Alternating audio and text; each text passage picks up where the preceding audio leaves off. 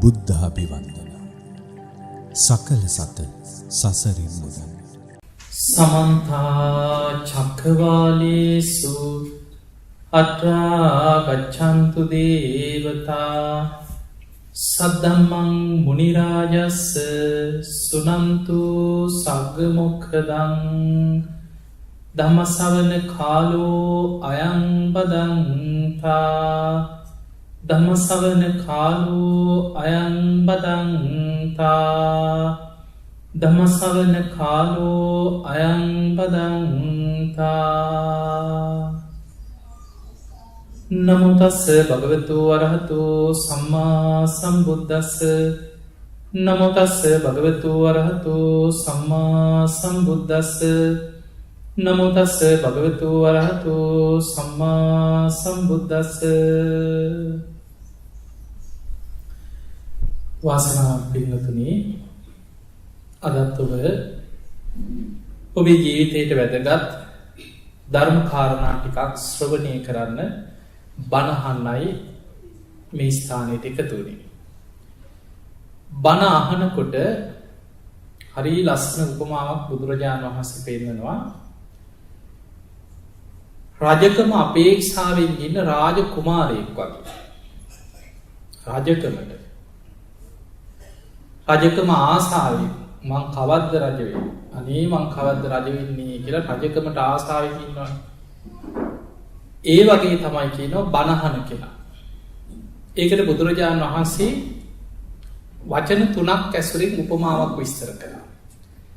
ඒ තමයි නිරාසා, විගතාසා, ආසංසා කියලා වචන 3. ඉස්සෙල්ලා අපි උපමාව බලමු.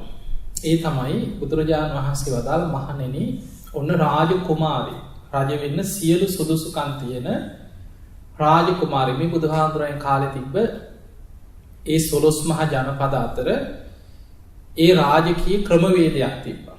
අද මේ අපි දකින ලෝකේ රටවල් වල වගේ නෙමෙයි. රජ වෙන්න නම් රජ පවුලක උපදින්න ඕනේ. ඒ ශාස්ත්‍රීය රාජ කුමාරයෙක් වෙන්න ඕනේ.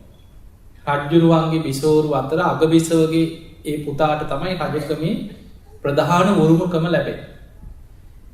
එතකොට රජ වෙන්න සියලු සුදුසුකම් තියෙන රජ කුමාරයෙක් යාබද රාජ්‍යක අභිෂේක ලබන. ඒ කියන්නේ රජ වෙන්න. ඒක ආරංචි වෙනවා අනෙක් වටේ තියෙන රාජ්‍යවලට ආරංචි යනවා. එහෙම ආරංචි වෙනකොට රජකමට සුදුසුකම් තියෙන රජ වෙන්න දින ගැන ඉන්න අනික් රාජකුමාරවරුන්ට මොකද හිතෙන්නේ? අන්න අසවල් රාජකුමාරයාද උටුණු පැලැන්තුවා.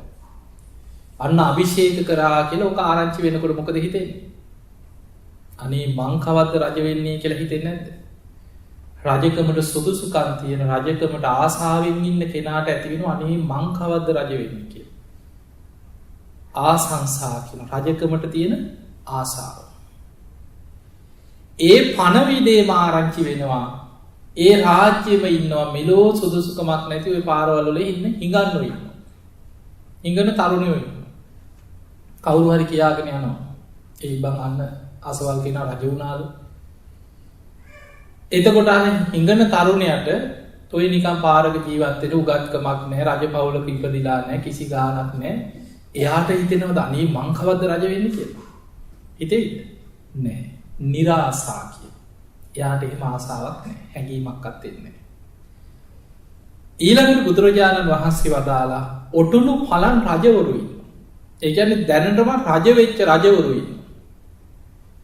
ඒ රජවරුන්ටත් ආරංචි වෙනවා අන්න යාබද රාජ්‍ය, අසවල් රාජ්‍ය රාජකුමාරයා වද අභිෂේක කරා. එතකොට රජ කෙනෙක්ට හිතෙනවද අනේ මං කවද්ද රජ වෙන්නේ කියලා හිතෙනවද? නෑ. රජකම ගැන යා ආසාවක් පෙර තිබ්බද දැන් මේ ආසාව සංසිඳිලා ඉවරයි. රජ වෙලා ආසාවක් නෑ දැන්. ඒක සංසිඳිලා. ඒක බුදුරජාණන් වහන්සේ ගලපනවා බුදුහාමුදුරන්ගේ ශ්‍රාවකයන්ට. බුදුරජාණන් වහන්සේ වදාළව යාබද රාජ්‍යක රාජකුමාරයෙක් අභිෂේක කරනවා වගේ ධර්මාවබෝධයට මහන්සි වෙන ශ්‍රාවකයන්ට අහන්න ලැබෙනවා අන්න අසවල් කෙනා සෝවාන් වෙලා, අසවල් කෙනා සකදාගාමි වෙලා, බුදුහාමුදුරන්ගේ දේශනාව අහලා අසවල් අය අනාගාමී වෙලා. එහෙම ඇහෙනකොට ආර්ය ශ්‍රාවකයෙක් නම් එයාට මොකක්ද ඇතිවෙන හැඟීම? රජකම අපේක්ෂාවෙන් ඉන්න රාජ කුමාරයෙක්ගේ හිතේ ඇතිවෙන පැතුම වගේ කිය. එයාට හැම වෙලේම ඇති වෙනවා අනේ මං කවද්ද මාර්ගඵල ලබන්නේ? අනේ මං කවද්ද සෝවාන් වෙන්නේ? මං කවද්ද සකදාගාමී වෙන්නේ? මං කවද්ද ධර්මය අවබෝධ කරගන්නේ කියලා ආසාවක් උපදිනවා. ඒ ආසාව හරියට රජකම අපේක්ෂාවෙන් ඉන්න රාජ කුමාරයෙක්ගේ හිතේ ඇතිවෙන පැතුම වගේ කිය. ඊට පස්සේ බුදුරජාණන් වහන්සේ පෙන්නවා මහණෙනි අන්ධබාල පෘථග්ජනයෝ ඉන්නවා මේ සමාජයේ. ඉන්නවන්නේ කවුරු මාර්ගඵල ලැබුවත් කවුරු රහත් වුණත් අනේ වගේ වගක් නැහැ. අපිට අපායේ හොඳයි කියන අය නැද්ද? උඹලා නිවන් දැකපල්ලා අපි අපාය යන්නම් අපිට අපායේ හොඳයි කියලා. නැත්නම් පවුල් වල එහෙමයි. ඉන්නවා. ඒ අය බුදුරජාණන් වහන්සේ පෙන්වුවේ අර නගරේ ඉන්න හිඟන්නෝනේ. අසවල් කෙනා රජ වුණා කියනකොට ඒ අයට හිතෙනවද අනේ මං කවද්ද රජ වෙන්නේ කියලා? නෑ. ඒ වගේ අන්ධබාල පෘථග්ජනයෝ ඉන්නවා කියනවා. ඒ අයට අපාය බයක් නෑ. සසර දුකින් මිදීම ගැන හැඟීමක්වත් නෑ. කිසිම ආසාවක් නෑ. ඒ අයට කවුරු රහත් වුණත් කවුරු මාර්ගඵල ලැබුවත් ගානක්වත් නෑ. අපිට අපාය හොඳයි කියාගෙන ඉන්නවා. හැබැයි බුදුරජාණන් වහන්සේ පෙන්නවා රහතන් වහන්සේලා මාර්ගඵලලාභී ඔටුනු පලන් රජවරුන්ට උපමා කරා. ඇයි? ඒ රජවරුන්ට හිතෙන්නේ මං කවද්ද රජ වෙන්නේ කියලා. ඇයි? ඒ අය රජ වෙලා ඉවරයි. ඒ වගේ මාර්ගඵල අවබෝධ කරගන්න ඕනෑ කියලා යම් හැඟීමක් ආසාවක් තිබ්බද ධර්මය අවබෝධ කිරීමත් එක්ක ඒ ආසාව සංසිඳිලා. එනිසා අපිට ඔබට මේ බණහනකොට ධර්මාවබෝධය ලබපු ශ්‍රාවකයෝ ගැන ඇහෙනකොට බුදුහාමුදුරන්ගේ කාලේ හරි ඒ කතා අහනකොට හිතේ ඇතිවෙන්න ඕන බණහන හැම වෙලාවෙම අනේ මං කවද්ද මාර්ගඵල ලබන්නේ කියන හැඟීම. ඒ නිසා ඔබ හැම දිනාටම ධර්ම ශ්‍රවණයේදී මුලින්ම ආශිර්වාදයක් කරන ඔබ හැම දිනාටම මේ ධර්ම ශ්‍රවණයේ ධර්මාවබෝධයේ පිණිසම ආශිර්වාදයක් බවට පත් වේවා කියලා අපි ආශිර්වාද කරමු. පින්වතුනි අද අපි චුට්ටක් ඊයේ බණට ආපුවයත් ඇති. ඉතින් අපි චුට්ටක් වෙනස්ම පැත්තක් ගැන කතා කරමු. ඒ තමයි අපි මෙහිම ගමු. දිව්‍ය ලෝකයන් ආසද නැද්ද? බය නැතුව කියන්න ඕන එකක් කියන්න. කැමතිද නැද්ද? මොකද මේ අන්දකොළු බිහිරි තැනද?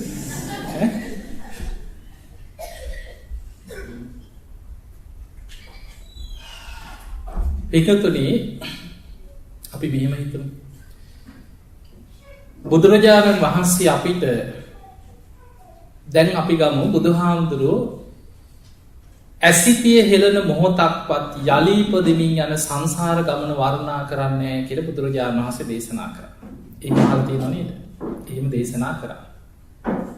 හැබැයි එහෙම දේශනා කරපු බුදුරජාණන් වහන්සේ ධර්මාවබෝධය කරා යන ශ්‍රාවකයන්ට පරලොවින් රැකවරණයක් පිණිස දේවතානුස්සති කියලා භාවනාවක් ඉගෙනුවා. අන්නේ නිසා අපි මේ ධර්මාවබෝධය කරා උත්සාහ කරගෙන යන්න ඕනෑ සුගතියක ආරක්ෂාවක් හදාගෙන. ඒකට හේතුව තමයි අපේ ජීවිතය සතර අපායට බර වෙලා තියෙන 99%. දැන් අපි ගමු සෝවාන් වුණා. දැන් කවුරු හරි අනේ අපිට දිව්‍ය ලෝක ඕනේ නැහැ කියන අය ඇති. අපි ගමු යා සෝවාන් වුණා. කොහෙද උපදින්නේ? ඒ සුගතිය උපදිනවා. ආත්ම හතක් හරි යාට තව සංසාර ගමන අවසන් කරනකම් උපරිම හතක්. එතනින් එහාට යන්නේ නැහැ කියනවා. නතේ බවං අට්ඨමං ආදියන්ති. එතකොට යා ඉතිරි ධර්මාවබෝධය පිණිස දිව්‍ය ලෝකවල සුගතිය උපදිනවා. තව ආත්ම හතක්. මේ ජීවිතේම වීරිය වඩලා කවුරු හරි සකදාගාමී වුණා කියලා හිතන්න. ඒත් උපදිනවද නැද්ද? ඒත් දිව්‍ය ලෝකයක වතාවක් උපදිනවා. කාම ලෝකයක වතාවක් උපදිනවා. මේ ජීවිතේ වීරිය වඩලා අනාගාමී වුණොත් එයා කාම ලෝකේ උපදින්නේ නැහැ. ඒත් කොහේ හරි උපදිනවද නැද්ද? සුද්ධාවාස බඹලොව උපදිනවා. එහෙම බ්‍රහ්ම ලෝකේ එකපාර බ්‍රහ්ම ලෝකේ වුණාට ඒ බ්‍රහ්ම ලෝක පහක් පෙන්නනවා. අවිහ, අතප්ප, සුදස්ස, සුදස්සී, අකනිට කියලා. එහෙම ඉපදිලා පිරිනිවන් පානවා. ආයි පල්ලෙහාට එන්නේ. එතකොට එහෙනම් පේනවා මේ ජීවිතේම රහත් වෙන්න පුළුවන් නම් ආයි දේවතානුස්සතියක් ඕනෙත් නැහැ, දිව්‍ය ලෝක ඕනෙත් නැහැ. හැබැයි මාර්ගඵල ලැබුවත් උපදින්නේ එයා සුගතික උපදින්න තියෙන අවස්ථාව වැඩි මාර්ගඵලයක් ලැබුවා. ඒ නිසා පින්වතුනි අපිට මේ මනුස්ස ජීවිතය තුළ මේ ධර්මාවබෝධය කරා සැලසුම් කරගෙන යන ශ්‍රාවකයට පරලොවින් රැකවරණයක් තියෙන්න ඕනේ. පරලොවින් රැකවරණයක් තියෙන්න ඕනේ. ඒ නිසායි බුදුරජාණන් වහන්සේ ওই දේවතානුස්සති කියන භාවනාව අපිට විස්තර කරලා පෙන්නනවා. දැන් අපි ගමු මෙහෙම. දැන් දිව්‍ය ලෝක ගැන ඔය ගොඩාක් නිකන් එක පාට කියන්න නිකන් බයක් ඇති වෙන්නේ. අනේ එහෙ නිකන් සැප සම්පත් වැඩි. හොයන්නේ සැපම තමයි. නමුත් නිකන් හිතෙනවා අනේ දිව්‍ය ලෝක නම් ඕනේ. ඒ නිකන් සැප සම්පත් වැඩි. එහෙම හිතෙනවා. පින්වතුනි මේ මනුස්ස ලෝකේ අපිට මේ අපි ඉන්න මනුස්ස ලෝකේ අපිට හොඳයි. බුදුරජාණන් වහන්සේ පහළ වෙලා වැඩ ඉන්න කාලයක් නම්. දහස් ගණන් රහතන් වහන්සේලා පිරිච්ච සමාජයක් නම් අන්න මනුස්ස ලෝකේ හොඳයි. දැන් අපි ඉන්නේ මනුස්ස ලෝකේ වසන්න සුදුසුම නැති කාලෙක මේ ඉන්නේ. ඒක ඔබ හොඳට දේශනා අධ්‍යයනය කරගෙන යනකොට පේනවා මහා කල්පයකට අන්තක් කල්ප 64ක් තියෙනවා. නිකන් කෙටියෙන් මතක තියාගන්න. මහා කල්ප එකක් කියන්නේ අන්තක් කල්ප 64ක් තියෙනවා. ඒ පළවෙනි අන්තක් කල්ප 64 තුල තමයි මේ තල 31කින් යුක්ත සත්වයන් ඉපදෙමින් මැරෙමින් ඉපදෙමින් මරමින් ගමන් කරන්නේ. ඒ අන්තක් කල්ප 64 ඉවර වෙනකොට තව අන්තක් කල්ප 64ක් ඒ ලෝක ධාතුව විනාශ වෙමින් පවතිනවා. ඒක තමයි අර සත්ත්‍ය සූර්යෝද්ගමන සූත්‍රයේ බුදුහාමුදුරුවෝ ගන්නවා. අහලා ඇතිනේ අර සූර්යාව හතකගේ ආලෝකය ඇවිල්ලා මේ ලෝක ධාතුවම ගිනිගෙන විනාශ වෙලා අලු දූවිලි වෙලා යන කාලයක් ගැන විස්තර වෙනවා. ඒ අර පළවෙනි අන්තක් කල්ප 64න් පස්සේ දෙවෙනි අන්තක් කල්ප 64. ඊළඟ තුන්වෙනි අන්තක් කල්ප 64 විනාශ වෙලා පවතිනවා කියන ලෝක ධාතුව. හතරවෙනි අන්තක් කල්ප 64 ආයෙමත් විනාශ වෙච්ච ලෝක ධාතුවක් අලුතෙන් සකස් වෙමින් පවතිනවා. ඒක තමයි අග්ගඤ්ඤ සූත්‍ර දීඝනිකාය විස්තර වෙන්නේ. ඔබ ওই බණ අහලා ඇති. පස්සේ හරි අහන්න ගිහිල්ලා අග්ගඤ්ඤ සූත්‍ර විස්තර වෙන්නේ ඉස්සල්ලාම අර ආබස්සර නමින්. අර දෙවනි, තුන්වෙනි, හතරවෙනි කියන අන්තක් කල්ප ඒ ටිකේ 64 ඒවා තුනක් තියෙනවා. ඒකේ ලෝක සත්‍යයන් ආබස්සර නමින් ඔහේ අහසේ පාවි පාවි ඉන්නේ කියලා. ඒ අය ආයෙමත් ඉස්සල්ලාම පෘථිවියක් හැදෙනකොට පොළොව නිකන් කිරිවල යොදේ වගේ කියන බහල ඇත. ඉස්සල්ලා ඒක ආග්‍රහණය කරන. ඊට පස්සේ ඒකේ පොළොවට ලං වෙලා ඊට පස්සේ ඒක හිමීට දිව ගාලා බලන්න පුරුදු වෙනවා. මොහොම දීර්ඝ විස්තරයක් තියෙන දේශනාවක් තියෙන දීඝනිකාය. ඒක කියන්නේ අග්ගඤ්ඤ සූත්‍රය. එතකොට අර පළවෙනි අන්තක් කල්ප 64 තමයි මේ සත්වයන් තල 31 තුල ඉපදෙමින් මැරෙමින් ඔහොම යන්නේ. ඒ අන්තක් කල්ප 64න් එක අන්තක් කල්පයක් ගැන හිතමු. මේ ලෝක විශ්ය අචින්තයෙන් ඔළුවත් අවුල් වෙලා යනවා කියනකොට. එතකොට එක අන්තක් කල්පයක් ගත්තොත් මිනිස්සුන්ගේ ආයුෂ අවුරුදු 10 ඉඳන් ටික ටික වැඩි වෙලා අවුරුදු වලින් අවුරුදු අසංඛ්‍යයට වැඩි වෙනවා. එහෙම වැඩි වෙච්ච ආයුෂ එතන ඉඳන් අඩු වෙලා අන්තිමටම අවුරුදු 10ට අඩු වෙනවා. අන්න එතනින් එක අන්තක් කල්පයක් ඉවරයි. එතකොට ඒ වගේ අන්තක් කල්ප 64ක් ගිය තැන තමයි මහා කල්පය විනාශ වෙන්න පටන් ගන්නේ. එතකොට ඒ වගේ අන්තක් කල්ප 64 ඒවා 4 ගුණයක් මහා කල්ප එකයි. අපි ඉන්නේ මහා භද්‍ර කියන ඒක කල්පේ 4 වෙනි අන්තක් කල්පෙමේ ඉන්නේ. ඊළඟට ඔබ චුට්ටක් නිකන් හිතට විතරක් ගන්න මේ ටික. අපි දන්නවනේ මේ මහා භද්‍ර කල්පේ මේ වෙනකොට බුදුරු කී නමක් පහළ වුණාද? කකුසඳ, කෝනාගමන, කාශ්‍යප, ගෞතම කියලා 4 නමක් පහළ වුණා. මේ මහා භද්‍ර කල්පේ පළවෙනි අන්තක් කල්පේ මිනිස්සුන්ගේ ආයුෂාර අවුරුදු 10 ඉඳන් වැඩි වෙලා අසංඛ්‍යයට වැඩි වෙලා. ඒ වැඩි වෙච්ච ආයුෂ අඩු වෙවි ඇවිල්ලා මිනිස්සුන්ගේ ආයුෂ අවුරුදු 40000 වෙච්ච තැන තමයි කකුසඳ බුදුහාඳුරු පහළ වුණා කියලා තියෙන්නේ. අද අපිට හිතා ගන්නවත් බැහැ. අපි ඉන්නේ අවුරුදු 100ට පහළට පිරිහිච්ච කාලෙක. අපිට හිතන්න බෑ මේ දහස් ගණන් ආයුෂයට. එතකොට 40000 ආයුෂ අඩු වෙලා ඊට පස්සේ අවුරුදු 10ට අඩු වෙලා පළවෙනි අන්තක් කල්පේ විනාශ වෙනවා. එතනින් පස්සේ දෙවෙනි අන්තක් කල්පේ ආරම්භ වෙනවා. ඒ අයගේ ආයුෂ වැඩි වෙලා අවුරුදු අසංඛ්‍යයට වැඩි වෙලා ඒ ආයුෂ අඩු වෙවි ඇවිල්ලා මිනිස් ආයුෂ අවුරුදු 30000 වෙච්ච තැන තමයි දෙවෙනි අන්තක් කල්පේ කෝණාගමන බුදුහාඳුරු පහළ වෙන්නේ. මේ මහා භද්‍ර කල්පේම දෙවෙනි අන්තක් කල්පේ. ඒ 30000 ආයුෂ අඩු වෙලා අවුරුදු 10ට අඩු වෙලා දෙවෙනි අන්තක් කල්පේ විනාශ වෙනවා. ඊට පස්සේ ආයුෂ අර ඉතුරු වෙච්ච අයගෙන් ටික වැඩි වෙලා ආය අසංඛ්‍යයට වැඩි වෙලා ඒ ආයුෂ අඩු වෙවි ඇවිල්ලා මිනිස් ආයුෂ අවුරුදු 20000 වෙච්ච තැන තමයි කාශ්‍යප බුදුහාඳුරු පහළ වෙන්නේ. කාශ්‍යප බුදුහාඳුරන්ගෙන් පස්සේ 20000 ආයුෂ අඩු වෙලා අවුරුදු 10ට අඩු වෙලා තුන්වෙනි අන්තක් කල්ප විනාශ වෙනවා. ඊට පස්සේ ඉතුරු වෙච්ච අයගෙන් ආයි ටික ආයුෂ වැඩි වෙලා කාලයක් යනකොට අවුරුදු අසංඛ්‍යයට වැඩි වෙනවා. ඒ වැඩි වෙච්ච ආයුෂ එතනින් අඩු වෙලා මිනිස්සුගේ ආයුෂ අවුරුදු 120ක් වෙච්ච තැන තමයි අපේ ගෞතම බුදුහාඳුරු පහළ වුණේ. ඔබ බලන්න මේ බණහන ඔක්කොම සත්බුදුවරු ගැන අහලා ඇති. අටවිසි බුදුවරු, සූවිසි බුදුවරු ගැන අහලා තියෙනවනේ. පින්කම් කරනවා, අපි පූජාවල් කරනවා. ඒ හැම බුදු කෙනෙක්ගේම පොත්පත් පෙරලලා ආයුෂ හොයලා බලන්න. පෙර පහළ වෙච්ච හැම බුදුවරුන්ගේ ආයුෂ අවුරුදු දහස් ගණන් විස්තර වෙනවා. අපේ බුදුරජාණන් වහන්සේ ගැන විතරයි දේශනාවල තියෙන්නේ අල්පායුෂ්ක බුදු කෙනෙක් කියලා. අපේ බුදුහාඳුරු පහළ වුණේ මිනිස්සුන්ගේ ආයුෂ අඩුම කාලෙක. ඊළඟට පින්වතුනි ඔබ දන්නවා හැම බෝසතාණන් වහන්සේ නමක්ම දෙව්ලොව ඉඳන් පස් මහ බැලුම් බලනවා. මොනවද? කාලය, දීපය, දේශය, කුලය, මව. එතන කාලය කියලා බලන්නේ බුදු කෙනෙක් පහළ වෙන්න සුදුසු කාලයක් දැන් මනුලව තියෙනවද කියලා බලනවා. මිනිස්සුන්ගේ ආයුෂ අවුරුදු 100න් 15ට පිරිහිලා නම් බුදුරු පහළ වෙන්න මනුස්ස ලෝකේ සුදුසු නෑ කියලා.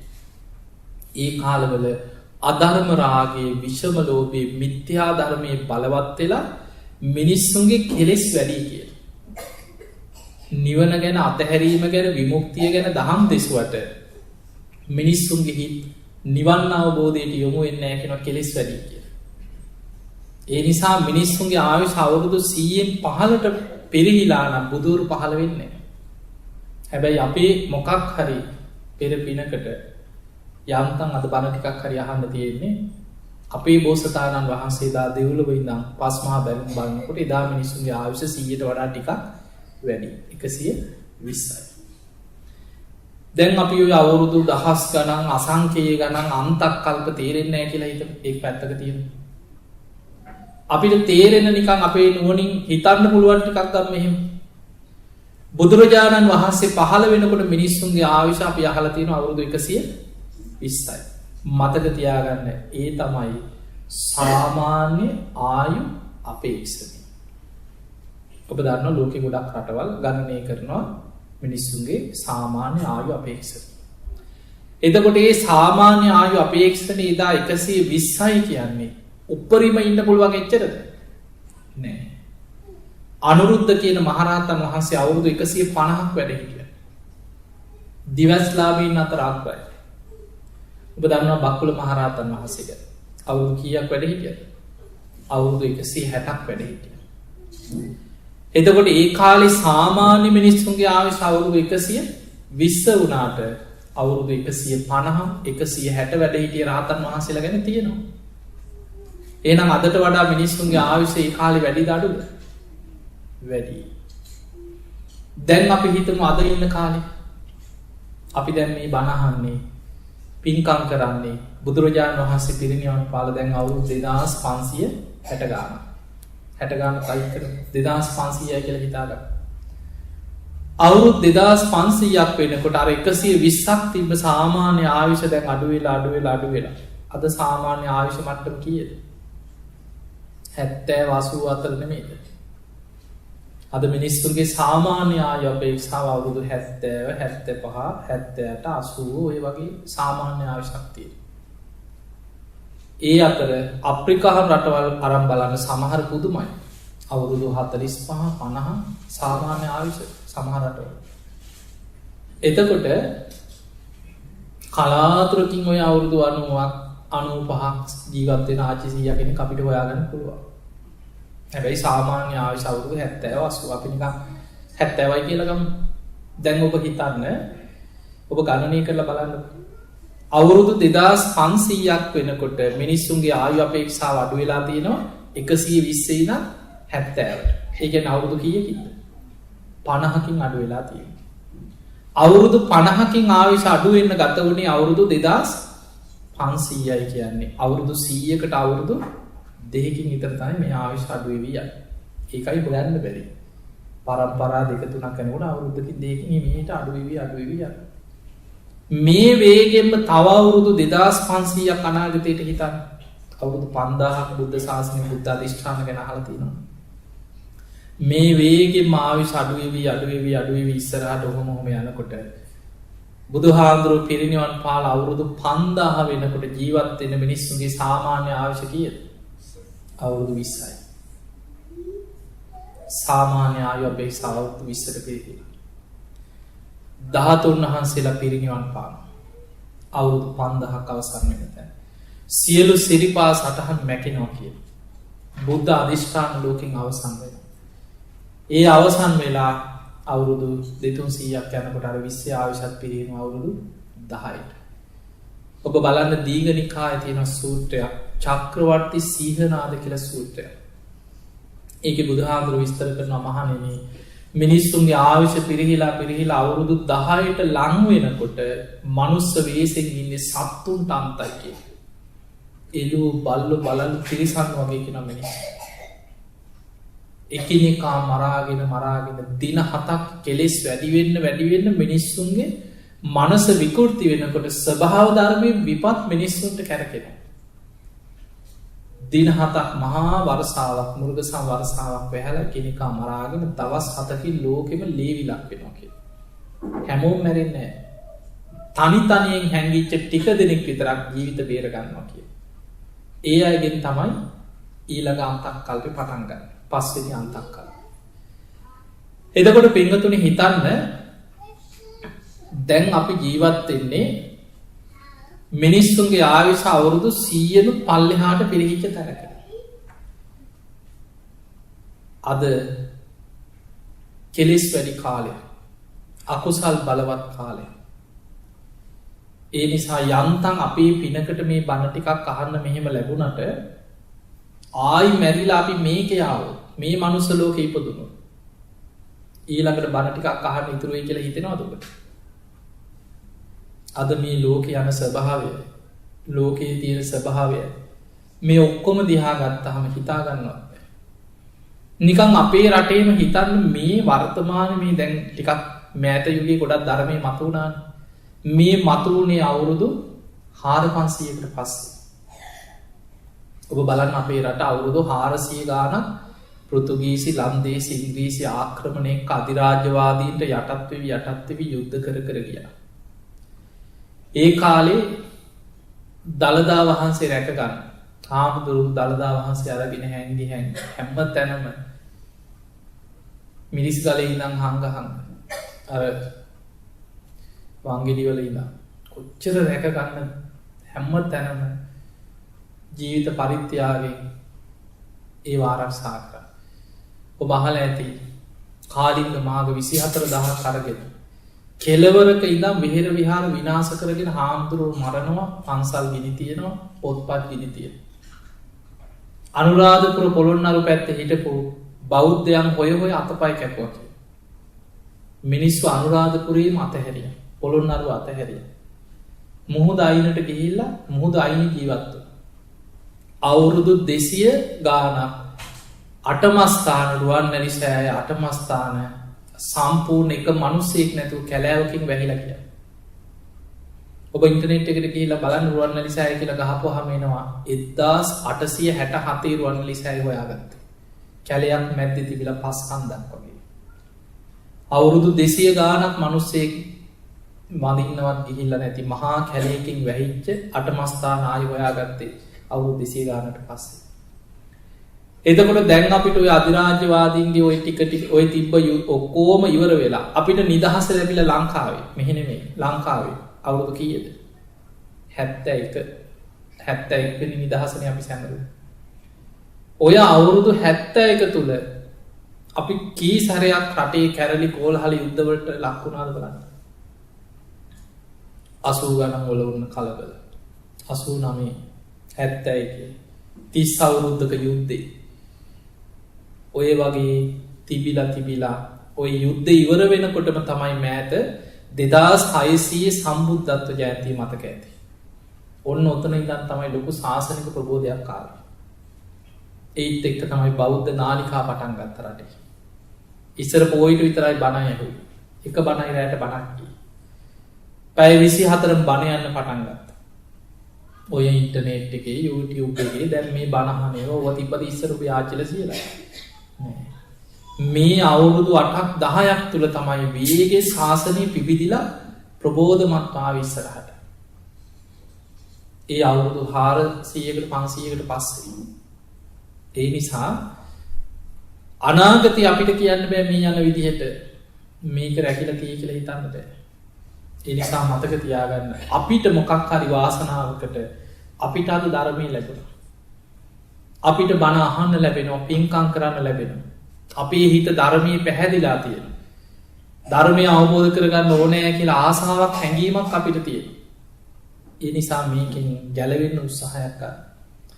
අපි චුට්ටක් බලමු මම ඔබට දේශනාවේ මාතෘකාව පටන් ගන්නකොට පෙන්නුවේ සුගතියක උපදින පැත්ත. අපිට මේ ජීවිතේම මාර්ගඵලයක් ලබාගෙන සසර ගමන සම්පූර්ණයෙන් අවසන් කරන්න පුළුවන් නම් ආයි දිවි ලෝක ගැන හිතන්න ඕනේ නැහැ. බුදුරජාණන් වහන්සේ දැන් අපි ගමු මෙහෙම ධම්මචක්ක දේශනාව ගැන හිතන්න. ධම්සක් පැවතුම් සූත්‍රය. මනුස්ස ලෝකෙම බණ ඇහුවේ කී දෙනයිද? 5 දෙනයි. කොණ්ණඤ්ඤ වප්ප බද්ධිය මහානාම අස්සයෝච්චරය.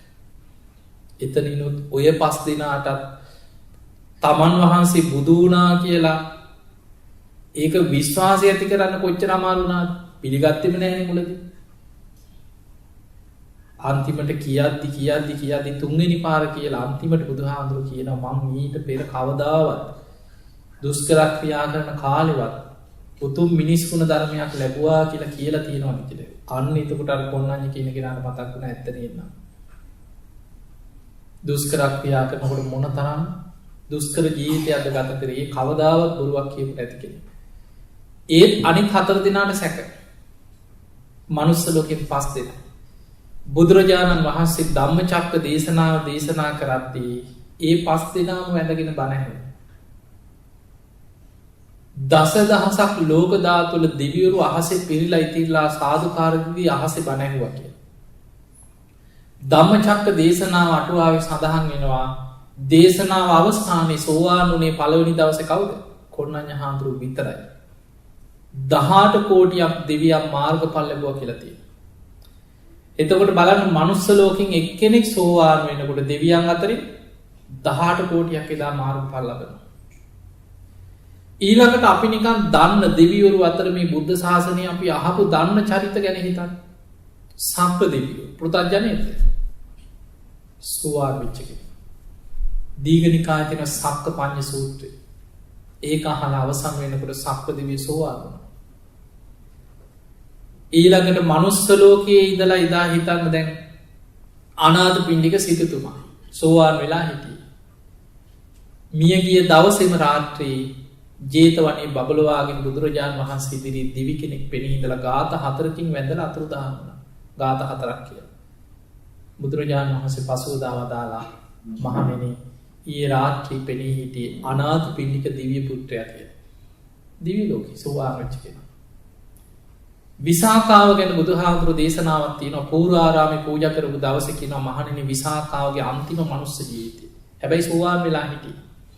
මරණින් මත්තේ නිම්මාන රති දෙව්ලොව උපදිනවා කියලා. එහෙදි සකදාගාමි වෙනවා කියලා. ඊට පස්සේ පරිනිම්මිත වසවර්ති දෙව්ලොව ඉපදිලා එහෙදි අනාගාමි වෙලා සුද්ධාවාස බඹලොව ඉපදිලා විසාකාව එහෙදි පිරිනිවන් පානවා කියලා. එතකොට අපිට පේනවා ඊළඟට හිතන්න බිම්බිසාර රජුරු සෝවාන් වෙලා හිටියේ.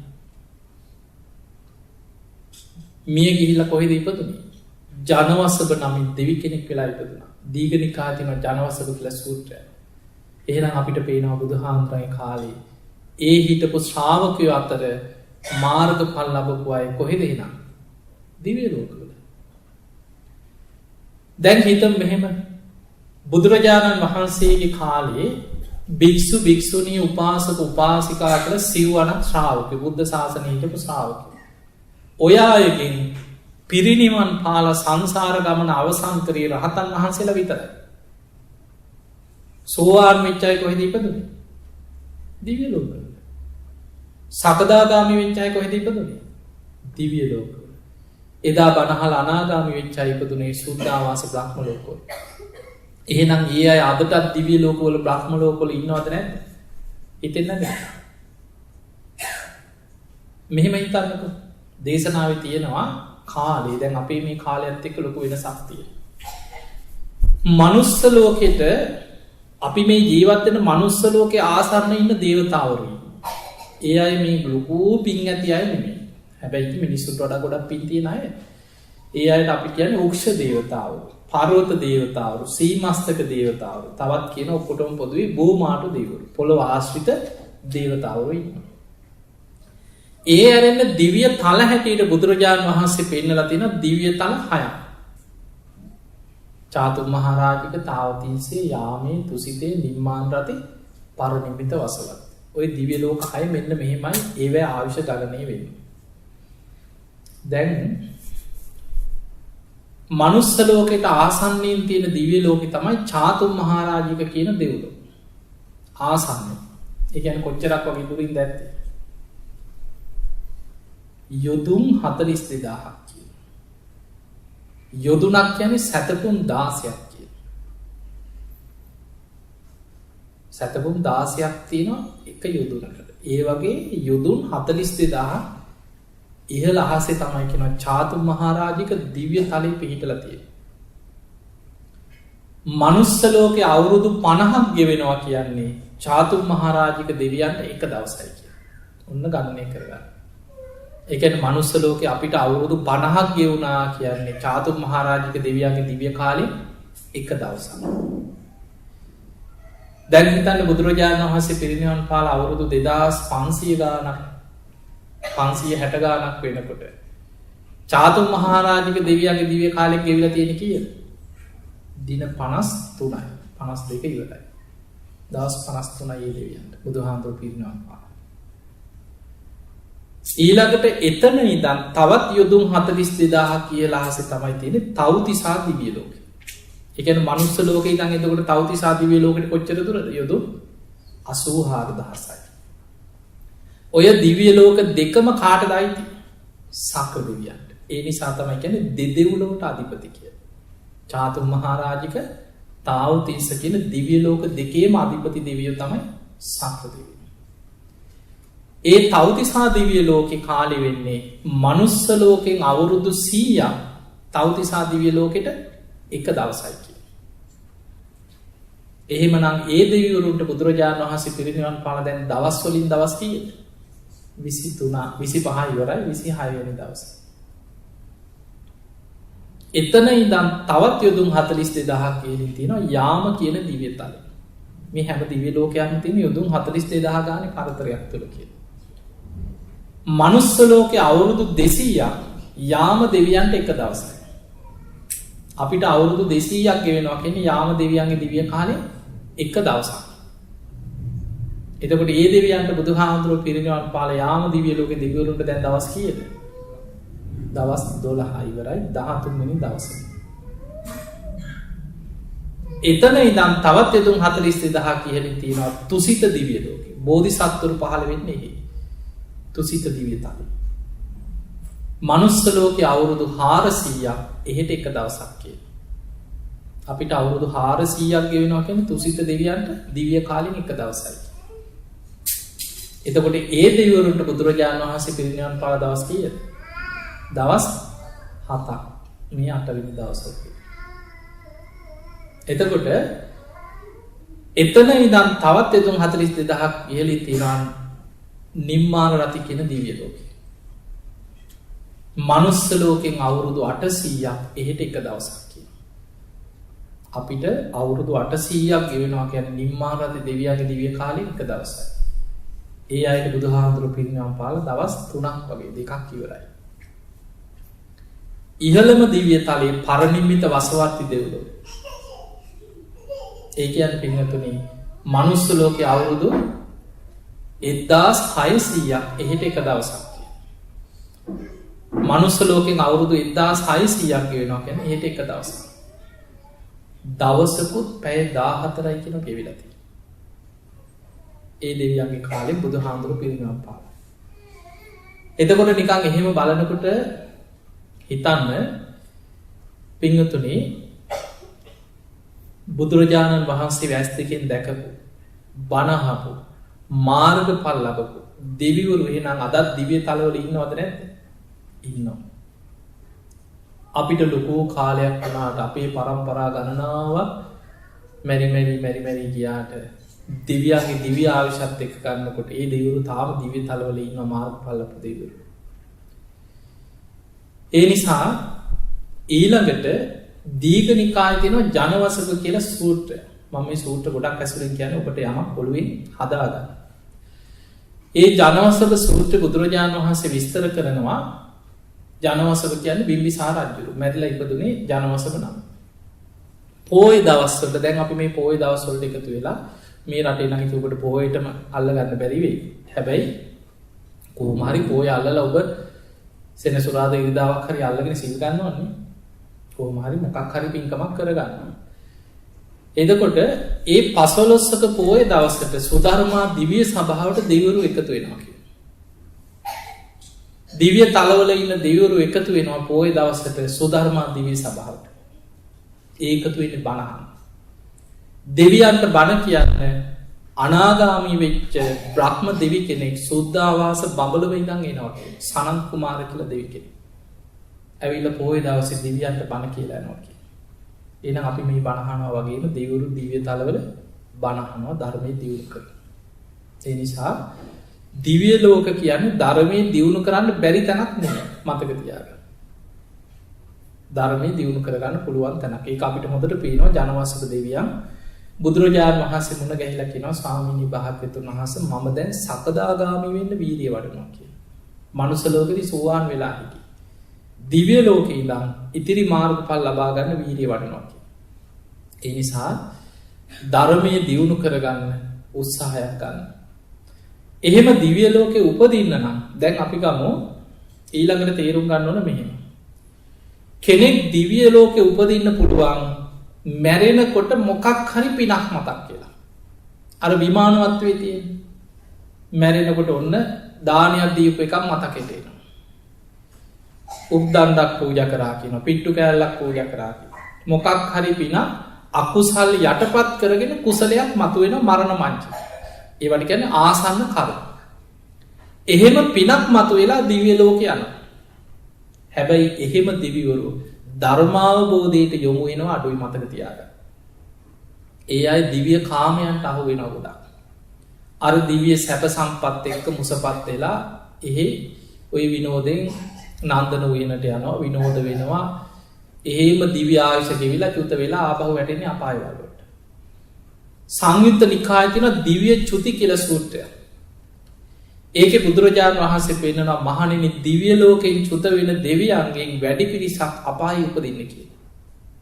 එහෙ පින ගෙවලා ඉවර වෙනකොට චුත වෙලා අකුසල් බලවත් වුණොත් අපායට වැටෙන්නේ කියලා. එහෙනම් අපිට පේනවා පෙර පිනක් මතුවෙලා දිව්‍ය ලෝකෙට ගියා කියලා සම්පූර්ණ රැකවරණයක් එතන නැහැ. අර පිනේ විපාකගේ වෙලා අවසන් වෙනකොට එහෙන් චුත වෙලා ආය අපායට වැටෙන්න පුළුවන්. එහෙමනම් බුදුරජාණන් වහන්සේ අපිට රැකවරණයක් හැදෙන විදිහට දිව්‍ය ලෝකෙ උපදිනවා නම් උපදින ක්‍රමය පෙන්වන්නේ. ඒක තමයි දේවතානුස්සතිය. දේවතානුස්සතිය වඩලා දිව්‍ය ලෝකෙ උපදිනවා කියන්නේ එයා මේ සාමාන්‍ය නිකන් මැරෙනකොට පිනක් මතු කරගෙන දිව්‍ය ලෝකෙ යන ගමනක් නෙමෙයි. ඒක ලේසි නෑ. සීක බල ධර්ම වඩලා තියෙනවා. සීක බල කියන්නේ මොනවද? සද්ධා, සීල, සුත, ත්‍යාග, ප්‍රඥා. ඒ කරුණු පහ වඩපු කෙනෙකුට ඒ කරුණු පහ තමන් තුළ මෙනෙහි කරමින් තමයි යා දිව්‍ය තලයක හිත පිහිටවන්නේ. අන්න ඒක තමයි භාවනාවක් හැටියට දේවතානුස්සති කියන භාවනාව උගන්වන්නේ. එහෙම විපදිච්ච කෙනා අර දිව්‍ය කාමයන්ට අහු වෙන්නේ නැහැ කියලා. ඒ කියන්නේ මේ වගේ බුදුහාමුදුරු පෙන්නනවා දැන් මනුස්ස ලෝකෙදී අපි පංච උපාදානස්කන්ධය අනිත්‍යයි කියලා හොඳට භාවනා වඩනවා. ඇස අනිත්‍යයි, කන අනිත්‍යයි, නාසය අනිත්‍යයි අපි හොඳට විමසනවා. එහෙම හොඳට විදර්ශනා වඩනවා. ආයතන 6 ගැන, පංච උපාදානස්කන්ධය ගැන, පටිච්චසමුප්පාදය ගැන, චතුරාර්ය සත්‍ය ගැන අපි හොඳට බණ අහනවා. ධර්මාවබෝධයට ලොකු වීරියක් ගන්නවා. හොඳට සද්ධාව, සිල්වත්කම, දහම් දැනුම, ත්‍යාග සම්පත්තිය, විශේෂයෙන් ප්‍රඥාව. ඒ කරුණු පහ අපි හොඳට වඩනවා. එහෙම වඩලා කෙනෙක් දිව්‍ය ලෝකෙ උපදිනවා. එයා දිව්‍ය කාමයන්ට අහු වෙන්නේ නැහැ. බුදුහාමුදුරු එතන විස්තර කරනවා. දැන් එයා ප්‍රඥාව වඩපු කෙනෙක්. එයාට ලැබෙනවා ලස්සන දිව්‍ය ශරීරයක්. හැබැයි එයා දන්නවා ගොරෝසුවට පහළ වුණත් මේ ඇස කන නාසය දිවකය මනස අනිත්‍යයි, දුකයි, අනාත්මයි. සියුම් ස්වභාවයෙන් පහළ වුණත් අනිත්‍යයි, දුකයි, අනාත්මයි. ඔබ ওই විදර්ශනා භාවනාව ඉගෙනගෙන ඇති 11 ආකාරයකට විදර්ශනා කරන ක්‍රමයක්. ඒකට ධර්මයේ කියනවා සබ්බ ලෝකේ අනබිරත සංඥාව කියලා. දස සංඥා අතර උගන්වනවා. ඒ තමයි අතීත, අනාගත, වර්තමාන, තමාගෙන් බාහිර, හීන, ප්‍රනීත, ගොරෝසු, සියුම්, දුර, ළඟ කියලා විදර්ශනා වඩන්නේ. මේ පංච උපාදානස්කන්ධය තමා තුළ තිබ්බත් ඒක අනිත්‍යයි, දුකයි, අනාත්මයි. තමාගෙන් බාහිර කෙනෙක් තුළ පහළ වුණත් පංච උපාදානස්කන්ධය අනිත්‍යයි, දුකයි, අනාත්මයි. ගොරෝසු ස්වභාවයෙන් පහළ වෙනවා. දැන් අපිට තියෙන මේ කබලින්කාර ආහාරයෙන් පෝෂණය වෙන ගොරෝසු ශරීරය. තිරිසන් සත්තු ඉන්න ගොරෝසු ශරීරය. ඒ කා තුළ පහළ වුණත් ඒක අනිත්‍යයි, දුකයි, අනාත්මයි. සියුම් ස්වභාවයෙන් පහළ වෙන පංච උපාදානස්කන්ධය. දෙවියන්ට, බ්‍රහ්මයන්ට, අමනුෂ්‍යයන්ට ওই සියුම් කයවල් තුළ පහළ වෙන්නේ ඕපපාතික ශරීරවල එතන පංච උපාදානස්කන්ධය. සියුම් ස්වභාවයෙන් පහළ වුණත් ඒක අනිත්‍යයි, දුකයි, අනාත්මයි.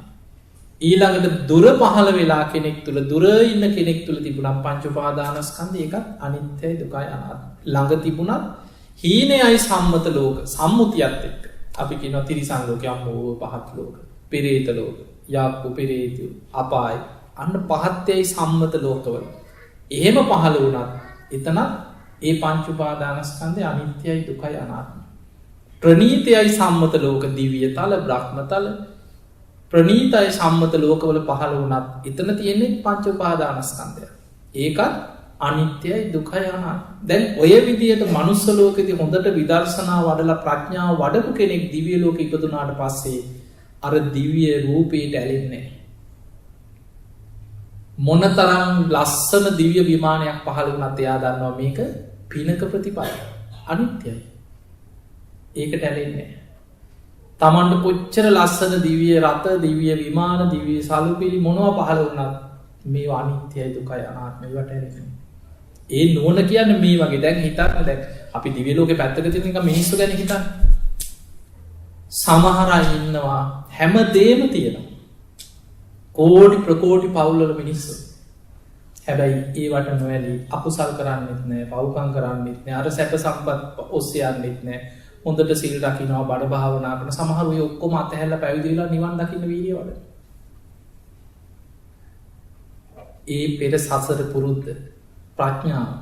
එක බණපදයේ ඇහෙනකොට සසර පුරුද්ද මතුවෙනවා. දැන් බුදුරජාණන් වහන්සේ කාල රජ වෙන්න හිටපු රජ කුමාරයෝ රජකම අතහැරලා පැවිදි වුණා. රජ පවුල්වල අය. දේශනාවල තියෙනවා දිව්‍යාංගනාවක් වගේ හිටපු කුමාරිකාව අතහැරලා රන් මිරි වැඩි සකල. ඒ කාලේ රජවරුන්ගේ පවුල්වල රත්තරන් වලින් තමයි සෙරෙප්පු දෙකක් රන් මිරි වැඩි සකල. රත්තරන් තැටියේ තමයි කෑම ගන්න. තිබිච්ච ඉහළම සැප සම්පත් ඇති රාජකුමාරවරු ඔක්කොම අතහැරලා පාත්‍රයක් අරගෙන පැවිදි වෙලා ඒක හොඳයි කියලා බොහොම සතුටින් නිවන් මඟ යනවා. අරවට නොඇලි. ඒ වගේ තමයි මේ මනුස්ස ලෝකයේ සද්ධා සීල සුත ත්‍යාග ප්‍රඥා වඩාගෙන සේක බල වඩලා දිව්‍ය ලෝකෙ ඉපදිච්ච කෙනා දිව්‍ය කාමයන්ට අහු වෙන්නේ. එයා දිව්‍ය ලෝකෙ ඉපදුනත් ධර්මයේ පැත්තට යනවා. ඒකට ලස්සන දේශනාවක් තියෙනවා සෝතානුදත සූත්‍රය. ওই සූත්‍රය මතක තියාගන්න. සෝතානුදත සූත්‍රය. ඒ සෝතානුදත සූත්‍රය බුදුහාමුදුරුවෝ උගන්වනවා. ඒක හරිය වැදගත්. ඒ තමයි සද්ධා සීල සුත ත්‍යාග ප්‍රඥා වඩමින් ධර්මයේ වඩාගෙන ගිය කෙනෙක් යම් හේතුවකින් සිහිමුලා වෙලා මැරිලා දිව්‍ය ලෝකෙ ඉපදුනොත් එයා ධර්මයට යන හැටි විස්තර කරනවා. දැන් ඔබ මෙහෙම හිතන්න භාවනා කරන කෙනෙක්. හොඳට සිල් රකින්න කෙනෙක්. හොඳට ගුණධර්ම වඩන කෙනෙක්. සිහිමුලා වෙලා මැරෙන්න පුළුවන්ද බැයි? කතා කරන්න. මොකද මේ වෙලා තියෙන්නේ? සිහිමුලා වෙලා මැරෙන්න පුළුවන්. ඒක තමයි දැන් අපි ගමු භාවනා කරන කෙනෙක් ඇක්සිඩන්ට් එකක් වෙනවා. මොළේට හානියක් වෙනවා. භාවනා කරා කියලා ඔළුව විතර පේනවද? නෑ. ඇක්සිඩන්ට් එකක් වෙලා මොළේට හානියක් වෙලා එහෙම මේ සිහි කල්පනාවක් නැතුව ඉන්න පුළුවන්. කොච්චර හොඳට භාවනා කරගෙන හිටියා. අපි ගමු මොකක් හරි ලෙඩක් හැදෙලා දැන් ඔය තියෙන කෝමා වගේ රෝග තත්ත්ව තියෙනවා. ඔය පාකින්සන්, ස්නායු ආබාධ, මොළේ මොකක් හරි ඔපරේෂන් එකක් කළා වරද මොනවා හරි ඒ වගේ එහෙම වෙන්න පුළුවන්. එහෙම වුණා කියලා ඒ හේතුවෙන් අපාය යන්නේ මතක තියාගන්න. මිනිස්සු කෙනෙක් අපාය යන්නේ ඇයි? ලෙඩෙන්ද අපාය යන්නේ අකුසලෙන්ද? අකුසලෙන්. ලෙඩක් නිසා නෙමෙයි. අකුසලයක් මත, කර්ම විපාකයක් මත අපායට යනවා මිසක් ලෙඩෙන් අපාය යන්නේ. කෙනෙකුට ලෙඩක් හැදිලා සී කල්පනාව නැතුව කාලයක් ඉඳලා මැරෙන්න පුළුවන් හොඳට භාවනා කරපුවයි. හැබැයි එහෙම හොඳට හිත වඩපු කෙනෙක් සිහි මුලා වෙලා කාලයක් ඉඳලා මැරෙනවා. ඔන්න බුදුහාමුදුරුවෝ ලස්සනට විස්තර කරනවා මහණෙනි දැන් සිහි මුලා වෙලා කාලයක් ඉඳලා මැරෙන කෙනා එහෙම මැරෙනකොට එයා මැරෙනකොට සිහිය නැහැනේ.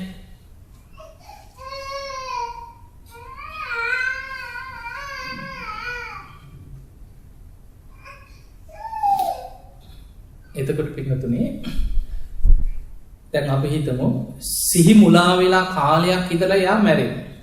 එතකොට මැරෙනකොට එයාට සිහිය නැහැ. බුදුරජාණන් වහන්සේ පෙන්නනවා එයා කරපු පිනෙන් අන්‍යතර දේවනිකායක උපදිනවා කියලා. අන්‍යතර දේවනිකායක. ඒ කියන්නේ එයාට හිත පිහිටවල කැමති තැනකට යන්න බෑ. ඇයි මැරෙනකොට සිහිය නැහැ? එහෙම දිව්‍ය ලෝකේ ඉපදුනාට පස්සේ අනිත් දෙවිවරුයි ඒ කෙනා අතර වෙනසක් තියෙනවා. දෙවි කෙනෙක් හැටියට දිව්‍ය ලෝකෙ පහළ වුණාට මැරෙනකොට පෙර ජීවිතේ සිහිය නැතුව හිටපු නිසා දිව්‍ය ලෝකෙ ඉපදිච්ච ගමන් පෙර මතකෙන්නේ නැහැ කියලා. අනිත් දෙවිවරු ඉපදිච්ච ගමන් දන්නවා තමන් කොහෙද හිටියේ මොන වගේ පිනක්ද කරේ මරණ වංචකේ මොන පින නිසාද මම මේ දිව්‍ය ලෝකෙ ඉපදුනේ කියලා පෙර මතකෙ ඉපදිච්ච ගමන් එනවා කියලා. කාලයක් සිහි කල්පනාව නැතුව ඉඳලා මැරිලා පිනෙන් දිව්‍ය ලෝකෙකට ඇදිලා යන කෙනාට ඉපදිච්ච ගමන් දිව්‍ය ලෝකෙ පෙර මතකෙ නැහැ කියලා. හැබැයි දෙවි කෙනෙක් හැටියට බොහොම සැපසේ ඉන්නවා. කාලයක් යනකොට ටික ටික සමහර දෙවිවරු ඉන්නවා කියනවා ටික ටික Tamanට ආවර්ජනය වෙන්න පටන් ගන්නවා කියලා. මම පෙර මනුස්ස ලෝකෙ නේද හිටියේ. මං ඉස්සර මෙහෙම බණ ඇහුවා නේද. මම මෙහෙම ධර්මයේ දියුණු කරපු කෙනෙක් නේද. ටික ටික මතක් වෙනවා කියනවා. ඒක කොටසක්. සමහර අයට දෙවියන් ධර්ම සාකච්ඡා කරනවා ඇහෙනවා කියන. ඒ බණපද ඇහෙනකොටම බුදුහාමුදුරු උපමාවකට පෙන්නනවා කැලේ කතරමං වෙලා යන කෙනෙකුට ඈතින් බෙරහඬක් ඇහෙනවා කියන. ඒ බෙරහඬ ඇහෙනකොටම අතරමං වෙලා ඉන්න කෙනා බය වෙනවද? නෑ. එයා දන්නවා අන්න ගම. අන්න බෙරහඬක් මං අහලා තියෙනවා කියලා බෙරහඬ ඔස්සේ යනවා. ඒ තමයි කියනවා ඒ වගේ අර දිව්‍ය ලෝකෙ ඉපදිලා පෙර මතකේ ආවේ නැතත් දෙවියන් ධර්ම සාකච්ඡා කරන ඇහෙනකොට මතක් වෙනවා කියනවා මම දන්නවනේ මේවා. ඔය කතා කරනව මං කවදා හරි අහලා තියෙනවා. මං ඉස්සර මේවා පුරුදු කරානේ කියලා අර පෙර මතක මතක් වෙනවා. එහෙම නොවුනත් බුදුහාමුදුරු ලස්සන උපමාවක් පෙන්නනවා මහණෙනි මනුස්ස ලෝකේ ධර්මයේ පුරුදු කරලා කාලයක් සිහි කල්පනාවක් නැතුව මැරිච්ච කෙනෙක් දිව්‍ය ලෝකෙ ඉපදිලා පෙර මතකින් නැතුව ඔහේ කාමයන් එක සතුටු වෙවි ඉන්නවා. එයා එක්ක මනුස්ස ලෝකෙදී එකට පින් කරලා එකට බණ භාවනා කරලා Tamanට කලින් දිව්‍ය ලෝකේ ආපු කල්යාණ මිත්‍ර දෙවිවරු ඉන්නවා කියලා. ඒ අය හොයාගෙන එනවා කියලා. අනිත් දෙවිවරු හොයාගෙන ඇවිල්ලා සිහි කරනවා කියනවා පින්වත ඇයි ඔබ ප්‍රමාද වෙන්නේ? ඔබ පෙර මනුස්ස ලෝකෙ හිටියා මතක නැද්ද? අපි මෙහෙම පින්කම් කරා අපි ඉස්සර මෙහෙම පින්කම් කරා ධර්මයේ දියුණු කරා. ඇයි ඔබට මතක නැත්තේ සිහි කරන්න කියලා අනිත් දෙවිවරු ඒව මතක් කරවලා දෙනවා කියලා. එහෙම මතක් කරවලා ධර්ම මාර්ගයට එක්කන් යනවා කියලා. එතකොට අපිට පේනවා එහෙමනම් අවංකව ධර්මයේ පුරුදු කරලා හොඳට සද්ධාව දියුණු කරපු කෙනෙක්. හොඳට සීල ගුණ දහම් කාලයක් ආරක්ෂා කරගෙන ධර්මාවබෝධයට වීරිය වඩාගෙන ජීවත් වෙච්ච කෙනෙක්. ඊළඟට හොඳ දහම් දැනුමක් ඇතුව ධර්මයේ ප්‍රගුණ කරගෙන ගිය කෙනෙක්. හොඳට පින්කම් කරගත්ත කෙනෙක්. හොඳට බණ භාවනා කරගත්ත කෙනෙක්. හදිසියේ හරි සිහි මුලා වෙලා මැරුණත් රැකවරණයක් තියෙනවද නැද්ද? තියෙනවා. ඒ නිසා අවංකව ධර්මයේ දියුණු කරගන්න ලොකු උත්සාහයක් ගන්න. සුගතියක් අරමුණු කරගෙන හිත වඩන්න කියන්නේ අපි සෝවාන් වෙනකල් මේ පෘථග්ජන ජීවිතයේ සතර අපායට වැඩිපුර බර වෙලා තියෙන එකයි. මරණ මංචකේ අන්තිම මොහොතේ වර්ධින්න පුළුවන්. හරි පුදුමයි. හරි භයානකයි. සමහර අය අන්තිම වෙලාවේ සමහර ලාවට Tamanට බෙහෙත් කරන බේත් පෙත්ත පරක් වුණා කියලා වෛර බඳින අය නැද්ද? කෑම එක වෙලාවට දුන්නේ නැහැ කියලා කේන්තියක්. වතුර වීදුරු ගේන පරක් වුණා කියලා කේන්තියක්. හිතේ ස්වභාවය වගේ. පොඩි දෙයක් ඇති මේ පෘථග්ජන මනසට සැනින් අකුසලයේ හිත පිහිටන. ඒ නිසා අපායට නැඹුරු වෙච්ච මනසක් ඒ අපාය පැත්තෙන් ආරක්ෂා කරගෙන ධර්මයේ තුල යම් ආරක්ෂාවක් එක්ක ඉස්සරහට යන්න ඕන නිසා තමයි දේවතානුස්සති වගේ භාවනාවක් බුදුරජාණන් වහන්සේ පෙන්නන්නේ. ඒක අපිට යම් රැකවරණයක් යම් මට්ටමකට යනකම් විතරයි. ඒ නිසා ඒ භාවනාව ගැන හොඳට කියවලා බලන්න වෙයි. සංයුත්ත නිකායේ තියෙන අනුස්සති භාවනා කියලා. ධර්මය අවබෝධ කරගන්න මහන්සි ගන්න ශ්‍රාවකයා වැඩි යුතු භාවනා 6ක් පෙන්නනවා. බුද්ධානුස්සති, ධම්මානුස්සති, සංඝානුස්සති, සීලානුස්සති, ත්‍යාගානුස්සති, දේවතානුස්සති. ඒ නිසා සුගතියක් අරමුණු කරගෙන හිත පුරුදු කරන්න. ඒක ලොකු රැකවරණයක්. එහෙම පුරුදු කරගෙන යනකොට Tamanටම ලොකු ආරක්ෂාවක් ජීවිතේ දැනෙනවා. හැබැයි මතක තියාගන්න කරුණු 5ක් වඩන්න. සද්ධා, සීල, සුත, ත්‍යාග, සති. ඒ තමයි සීක බල. ඒ සීක බල වැඩෙනවා කියන්නේ අපි වඩාගෙන යන්නේ මොන මාර්ගෙද? ආර්ය අෂ්ටාංගික මාර්ගෙ වෙන මාර්ගයක් නෙමෙයි. ඒ මාර්ගෙ වඩනවා කියන්නේ සීක බල පිහිටනකොට මෙයා සද්ධානුසාරී. ඒ සීක බල ධර්ම තවදුරටත් Taman තුල බලවත් වෙනකොට ධම්මානුසාරී. ඒ සීක බල ධර්ම Taman තුල ස්ථීරව පිහිටන්න පටන් ගන්නකොට සෝවාන් වෙලා. සකදාගාමි අනාගාමි වෙනකොට සීක බලම වැඩිගෙන යනවා. රහත් වෙනකොට තමයි සීක බල පරිපූර්ණ වෙන්නේ. සීක බල ධර්ම පරිපූර්ණ වෙච්ච තැන යාට කියන්නේ අසීක. රහතන් වහන්සේලාට සීක කියන්නේ. සීක කියන්නේ කාටද? ධර්ම මාර්ගයේ හික්මෙන කෙනා. එයාට කියන්නේ සීක. රහතන් වහන්සේලාගේ මෙහා ඉන්න අනෙක් සියලුම මාර්ගඵලලාභීන් ඔක්කොම සීක. රහතන් වහන්සේලාට විතරක් කියනවා අසීක. හික්මිලා ඉවරයි. ඒ මාර්ගේ වඩලා අවසానයි. ඒ නිසා ධර්මයේ දියුණු කරගන්න අවංක උත්සාහයක් ගන්න. ඊළඟට ඔබේ ජීවිතේ සැලසුමක් හදාගන්න. හැම වෙලේම හිතන්න මේ යන ක්‍රමයට මේ යන විදිහට මම මෙහෙම ඉඳලා මැරුණොත් කොහේ යයිද? ඕක තමයි අපිට තියෙන ලොකුම ප්‍රශ්නේ. ඒ නිසා තමන්ගේ ජීවිතේ තමන් සැලසුමක් හදාගන්න. ඒ සැලසුම ඔස්සේ ජීවිතේ පිළිවෙලකට සැලසුම් කරගන්න. එතකොට ඔබට පෙනෙයි කාලයක් යනකොට ජීවිතේ ගොඩ නැගෙන හැටි. සමහර චරිත හරි පුදුමයි. ධර්මය අල්ලන හිතාගන්න බැරියයි ධර්මය අල්ලන. ඊළඟට කාලයක් ධර්මය ප්‍රගුණ කරපු අය නොසිතන විදිහට ධර්මින් ඈත්වෙන. ඔබ හොඳට බලන්න සමහර චරිත දිහා. හොඳට පින්කම් කරගෙන හොඳට බණ භාවනා කරගෙන හොඳට ගුණ ධර්ම වඩාගෙන හිටපු සමහර අය ධර්මින් ඈත්වෙන. ඒ නිසා හිතාගන්න බැරි චරිත ඉන්නවා. ධර්මයට එනවා. පෙර පින කියන එක හරි වැදගත්. ඊළඟට අපිට මේ චරිත පිටින් බලලා තීරණය කරන්න බෑ මතක තියාගන්න. අපි නිකන් පිටින් බලලා සමහර කෙනෙක් ඉන්න පුළුවන් ජීවිතේ ගොඩක් ඔය වැරදි අඩුපාඩු තියෙන කෙනෙක්. හැබැයි අනිත් අයට වඩා කලින් නිවන් දකින්නත් පුළුවන්. මොකද ඒ කෙනා වැරදි අඩුපාඩු හදාගෙන සැනින් නැගී සිටින්න පුළුවන්. මේ ජීවිතේ වෙනස් කරගන්න බැරි කාටද? ආනන්තරී අකුසලයක් කරගත්ත කෙනාට විතරයි අකුසලින් බාධාවක් වෙන්නේ. ඒ කියන්නේ මේ වගේ නිකන් මෙහෙම හිතන්න. නිකන් අපි දේවදත්ත ගැන ගමු. නිකන් අනිත් අය පැත්තක තියෙන නිකන් තේරෙන්න මම මේ උදාහරණයක් ගන්න. දේවදත්ත. නිකන් අපිට දේවදත්ත හාමුදුර කියපු ගමන් නිකන් දුෂ්ටයා නේද?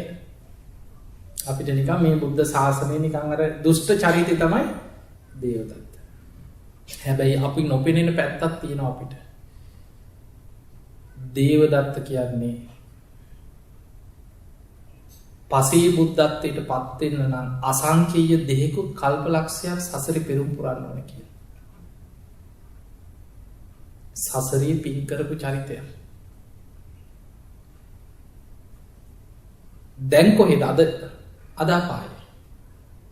ඒ අපාය අකුසලයේ ගෙවලා අපායෙන් උඩට එනකොට සත්තිස්සර නමින් පසේ බුද්ධත්වයට පත්වෙනවා කියලා තියෙනවා. ඒ කියන්නේ දේවදත්ත හාමුදුරන්ට දේවදත්තය කිය බැන බැන ඉන්න අයට කලින් දේවදත්ත හාමුදුරු පිරිනිවන් පාන. අපි ධර්මය අවබෝධ නොකර දේවදත්ත හාමුදුරන්ට බැන බැන ඉන්නකොට සමානලාවට ඒ කල්පේ ඉව අපායෙන් උඩට එනකොට ඒ අකුසල් ගෙවලා ඉවර අර පින මතුවෙලා පසේ බුදු කෙනෙක් වෙනවා කියලා තියෙනවා. වෙන එකත් අජාසත්ත. ඒත් අපායෙන් උඩට එනකොට ඒ අකුසල් ගෙවලා පසේ බුද්ධත්වයට පත්වෙනවා කියලති. ඒ නිසා සසර සමහර චරිත හොයන්න බෑ මතක තියාග. දැන් මුගලන් හාමුදුරු කකුසඳ බුදු හාදුරයි කාලෙ කවුද? දුෂ්ටයා. දුසී මාරය.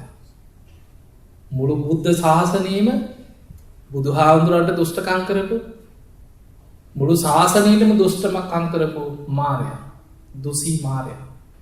හැබැයි අසංකීකුත් කල්පලක්ෂයක් පිරුම් පුරාගෙන ආපු කෙනා මේ කල්පෙම පළවෙනි බුදු හාමුදුරු පහළ වෙනකොට කකුසඳ බුද්ධ ශාසනය දුසී මාරය.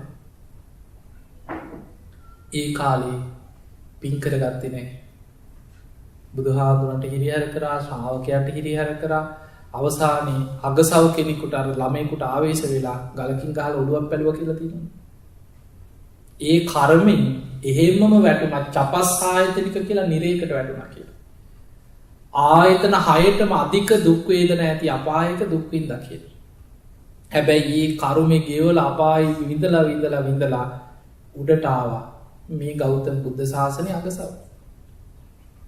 සංසාර ගමන ඒ නිසා චරිත පිටින් බලලා අපිට හොයන්න බෑ. මහා දුෂ්ට චරිතවල ධර්මාවබෝධි ලබන ලකුණු සසර පින් හැංගිලා තියෙන්න පුළුවන් මතක තියාගන්න. ඒ නිසා උත්සාහයක් ගන්න. අපිට බෑ කියලා හිතන්න එපා. දැන් ඉතින් අපිට බෑ අපෙන් ගොඩක් වැරදි වෙලා තියෙනවා. දැන් අපේ කාලේ ඉතින් දැන් කරන්න දෙයක් නෑ. එහෙම හිතන්න එපා. අන්තිම මොහොතේ ධර්මය අල්ලපු අය ඉන්නේ. දැන් බලන්න ධනංජානි සූත්‍රය අහලා ඇතිනේ ඔබ. මජ්ක්‍ධිම නිකායේ තියෙන සූත්‍රය ධනංජාන. අකුසල් කරලා අන්තිමට මැරෙන්නකොට ගිනි දැල් පෙවුණා කියන මැරෙන්න කලින්. සාරිපුත්ත හාමුදුරුවෝ ඇවිල්ලා කරුණු කියලා හිත හදලා ටික ටික උඩට අරගෙන අන්තිමට ටික වෙලාවකින් මැරුණා. ධනංජානි කියලා බ්‍රහ්ම ලෝකේ බ්‍රහ්ම දෙවි කෙනෙක් කියලා බ්‍රහ්ම තලයේ පිහිටියා. අන්තිම මොහොතේ කල්යාණ මිත්‍රයෙකුට පුළුවන් වුණා අපාය යන සකස් වෙච්ච කර්මය අනිත් පැත්ත හරවන්න. ධනංජානි අපාය යන්න හිටපු කෙනා සාරිපුත්ත හාමුදුරුවෝ මරණ මංචකේ ළඟට ආපු නිසා දිව්‍ය ලෝකෙ ඉපදුණා.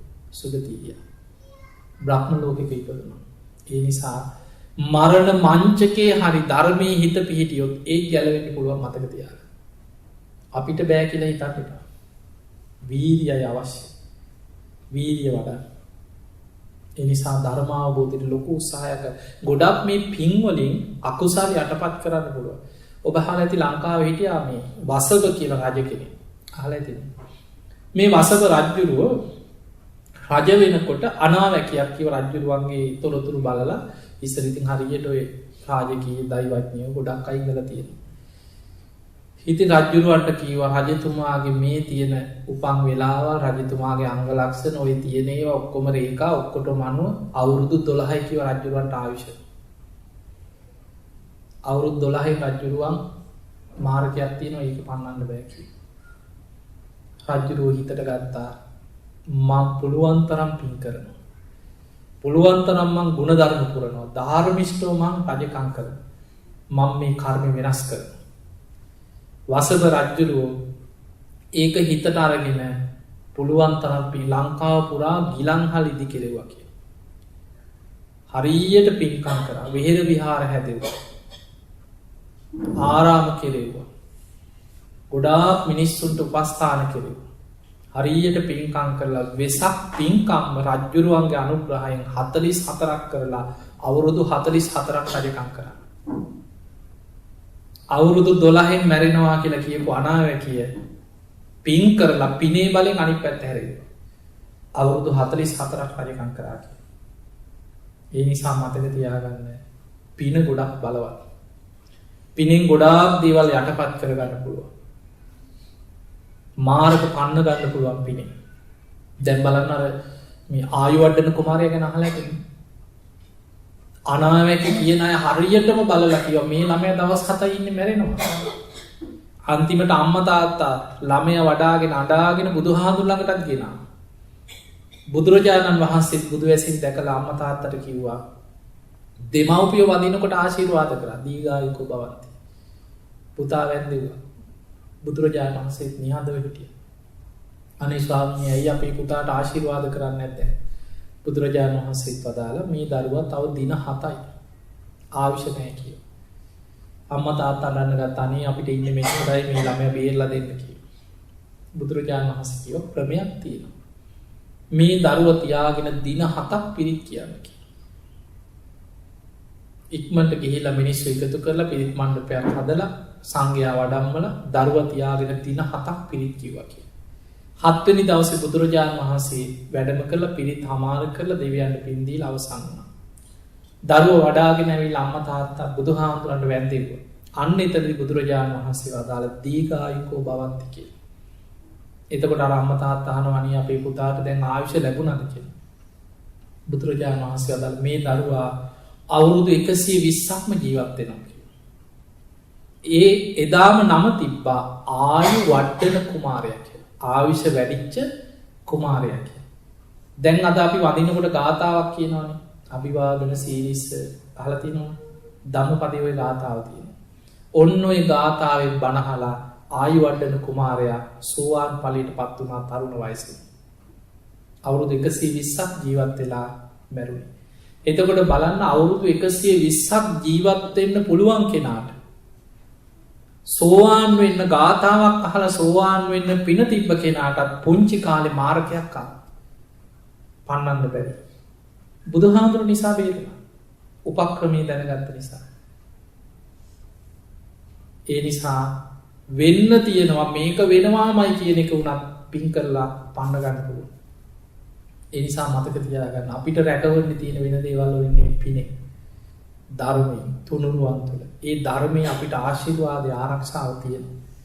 ඒ තුළ ධර්මී ආරක්ෂාවක් ඇතුව හොඳට පින්දහම් කරගෙන ගුණධර්ම වඩාගෙන ජීවිතයේ ධර්මයෙන් රැකගන්න දක්ෂවේ. ඒ නිසා පින්වතුනි ඊළඟට හිතන්න අපි මේ ඉන්නේ අවුරුදු දහස් ගණන් ආයුෂ තියෙන කාලෙක නෙමෙයි. අපි ඉන්නේ මිනිස්සුන්ගේ ආයුෂ පිරිහිලා මිනිස් ආයුෂ අවුරුදු 100 පහළට පිරිහිච්ච තැනක් නේ. අමාරුම කාලයක් දැන්. මෛත්‍රී බුද්ධ ශාසනය ගැන මම චූට්ටක් ඔබට කියන්නම්. ඔය දේශනාවේ තියෙන විස්තරේ. දැන් මම අර අන්තක්කල්ප ගැන කිව්වනේ. දැන් අපි මේ ඉන්නේ මහා භද්‍ර කල්පේ 4 වෙනි අන්තක්කල්පේ අන්තිම හරියේ ඉන්නේ. අන්තක්කල්ප විනාශයක් ළඟ අපි ඉන්නේ. අන්තක්කල්ප විනාශය තමයි මිනිස් ආයුෂ අඩු වෙලා අවුරුදු 10ට අඩු වෙලා ඇතිවෙන අවියායුධ වලින් මරාගෙන ලෝකෙ ලේවිලක් මේ හතරවෙනි අන්තක්කල්ප විනාශය ධර්මයේ විස්තර කරන්නේ සත්ත අන්තක්කල්ප විනාශය කිය. සත්ත කියන්නේ තියුණු ආයුධ වලට. මිනිස්සු ආයුධ නිසා මරාගෙන විනාශ වෙන අන්තක්කල්පයක් මේ අපි ඉන්න අන්තක්කල්ප. එතකොට ඔය විනාශයෙන් පස්සේ ඉතුරු වෙන ටික දෙනෙක්ගෙන් මිනිස් ආයුෂ අවුරුදු 10ට පිරිහිච්ච ටික දෙනෙක්ගේ ජීවිත බේරෙනවා කිය. අන්න එතනින් ආරම්භ වෙනවා පස්වෙනි අන්තක්කල්ප. ආයි ටික හිමීට පරම්පරාවට යන්තම් දවස දෙක මාසෙ ඔහොම ආයුෂ වැඩි වෙවි ගිහිල්ලා ආයි කාලයක් එනවා කියන අවුරුදු අසංඛ්‍යයට ආයුෂ වැඩි වෙච්ච. අපිට හිතන්නවත් බැරි දීර්ඝ ආයුෂ ගැන. එහෙම ආයුෂ වැඩි වෙච්ච කාලේ ඉඳන් ආයි ආයුෂ පිරිහිලා ආයුෂ පිරිහෙනවා කියන අවුරුදු 80000ට අඩු වෙලා එනකොට 80000ට අඩු වෙච්ච තැන. මතක තියාගන්න දැන් නිකන් හිතට විතරක් ගන්න මේක. දීර්ඝ ආයුෂ ඇති කාලවල අපි මේ ජීවත් වෙන ලෝකෙ නෙමෙයි. ඒක හොඳට නුවණින් දේශනා කියවලා හිතනකොට පේනවා. දීර්ඝ ආයුෂ ඇති කාලවල තමයි සක්විති රජවරු පහළ වෙන්නේ. අහලා ඇතිනේ සක්විති රජවරු ගැන. දෙතිස් මහා පුරුෂ ලක්ෂණ ඇති රජවරු. පුදුරුන්ට වගේ ශරීරේ දෙතිස් මහා පුරුෂ ලක්ෂණ පිහිටනවා කියන. උර්ණ රෝම ධාතු විතරයි වාමාවෘතව කරකැවිලා තියෙන්නේ. අනිත් ඔක්කොම ඒ විදිහම. එතකොට ඒ රජවරු සිවුරඟ සේනා පිරිවරාගෙන අහසින් ඉරුදියෙන් යන්නේ. ගුවන් යානා නැහැ. හිතන දිශාවට සේනාවත් එක්ක අහසින් යනවා කියන රජවරු. අහසේ ඉඳන් අනුශාසනා කරනවා කියන රටවැසියන්ට. එතකොට නිකන් අපිට පේනව නේද නිකන් මේ දෙවිවරු නිකන් දිව්‍ය තලවල වගේ නිකන් හීනයක් එන්නේ නැද්ද ඔළුව? රජවරුන්ට අහසින් යන්න පුළුවන් කියපුවම සේනාවත් එක්ක. එතකොට මේ කයවල වලට වඩා ලොකු වෙනසක් ඇති අපිට තේරෙන්නේ නැති වුණාට දීර්ඝායුෂ ඇති කාලවල. එතකොට මොකද බුදුහාමුදුරුවෝ තැනක පෙන්නනවා මහණෙනි දීර්ඝායුෂ ඇති කාලේ මනුස්ස ලෝක දිව්‍ය ලෝක වගේ සැප බහුලයි කියලා. ආයුෂ පිරිහිලා අවුරුදු 100 15ට පිරිහෙනකොට මනුස්ස ලෝක අපායවල වගේ පිරිහිලා යනවා කියලා. එතකොට අනාගත මෛත්‍රී බුදුහාමුදුරුවෝ පහළ වෙනකොට මිනිස්සුන්ගේ ආයුෂ අවුරුදු 80000ක් හිතන්නවත් බෑ අපිට. ඒ වෙනකොට ලෝකේ පාලනය කරන්නේ සංක කියලා සක්විති රජ කෙනෙක් කියලා. ඒ කියන්නේ මුළු ලෝකෙම එක රටවල් නෙමෙයි. ලෝකෙටම ඉන්නේ දෙතිස් මහා පුරුෂ ලක්ෂණ ඇති සංක කියලා සක්විති රජ කෙනෙක්. ඒ සක්විති රජුරුවන්ගේ අනසකතර ලෝකෙම සිල්වත් පාලනය වෙනවා. මෛත්‍රී බෝසතාණන් වහන්සේ අවුරුදු 14000ක් ගිහි ජීවිතය ගත කරනවා කියලා. සතර පෙර නිමිති දැකලා තමන්ගේ දේවිය චන්ද්‍රමුඛී කියන බිසව බ්‍රහ්මවර්ධන කියන පුතු බිහි කරපු දවසේ සක්‍ර දෙවියන්ගේ මැදිහත් වීමේ සතර පෙර නිමිති දැකලා ගිහි ජීවිතේ කලකිරිලා අබිනිෂ්ක්‍රමණය කරනවා. කැලේට යන්නේ මතක තියාගන්න. මාලිගාවෙම උඩුමහල් තලයට වෙලා සතියක් දුෂ්කර ක්‍රියා කරනවා. බලන්න මේ ආවිෂ අඩු වෙනකොට බුදු වෙන්නත් කොච්චර දුක් විඳින්න ඕනද කියලා පාරමී පුරන. අපේ බුදුහාමුදුරුවෝ තමයි වැඩිපුරම දුෂ්කර ක්‍රියා කරලා තියෙන්නේ. පෙර පහළ වෙච්ච හැම බුදු කෙනෙක්ගේම දුෂ්කර ක්‍රියා කාලි ගණන් කරලා බලන්න. හොයලා බලන්න පොත් පෙරලා. පෙර බුදුවරු මාසයයි, මාස 3යි, උපරිම මාස 6යි, සතියයි ආවිෂ අඩුම වෙච්ච කාලෙක පහළ වෙච්ච අපේ බුදුහාමුදුරන්ට පාරමී පුරලා තිබුණත් බුදු වෙන්න අවුරුදු 6කට ආසන්න කාලයක් දුක් විඳින්න වුණා. දීර්ඝ ආයුෂ ඇති කාලේ ඊළඟට බුදු වෙන මෛත්‍රී බුදුහාමුදුරුවෝ සතියයි කියන දුෂ්කර ක්‍රියා කරා. ඒ සතිය දුෂ්කර ක්‍රියා කරන්නේ මාලිගාවේ උඩුමහල් තලයේ. ඒ සතිය අවසන් වෙනකොට තමන්ගේ දේවියමයි කිරිපිඩු හදාගෙන ගිහලා උඩුමහල් තලයේදී කිරිපිඩු පූජා කරන්නේ. මහා බ්‍රහ්ම දෙවියන් අහසින් ඇවිල්ලා අටපිරිකර පූජා කරනවා. කෙස්වැටිය කපල අහසට විසි කරලා සිවුරු පිරිකර දරාගෙන අහසින්ම බෝමුලට වඩින්න කියලා. එතකොට අපිට පේනවා එන ඒ කාලේ මිනිස්සුන්ට අහසින් යන්න පුළුවන්.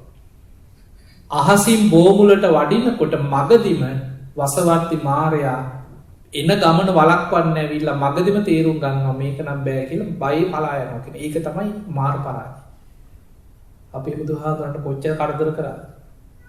බෝධි මූලයේදී ගිරි මේ කලා කියන ඇතු පිට නැගලා දස පින්බරක් මාර සේනා පිරිවරාගෙන ඇවිල්ලා කොච්චරනම් අහසෙන් ගල් වැටිනවා වගේ ඊතල වර්ෂාවල් ගස් කඩාගෙන වැටිනවා වගේ පොළොව කුගුරනවා වගේ කොච්චරනම් හිරිහැර කරා.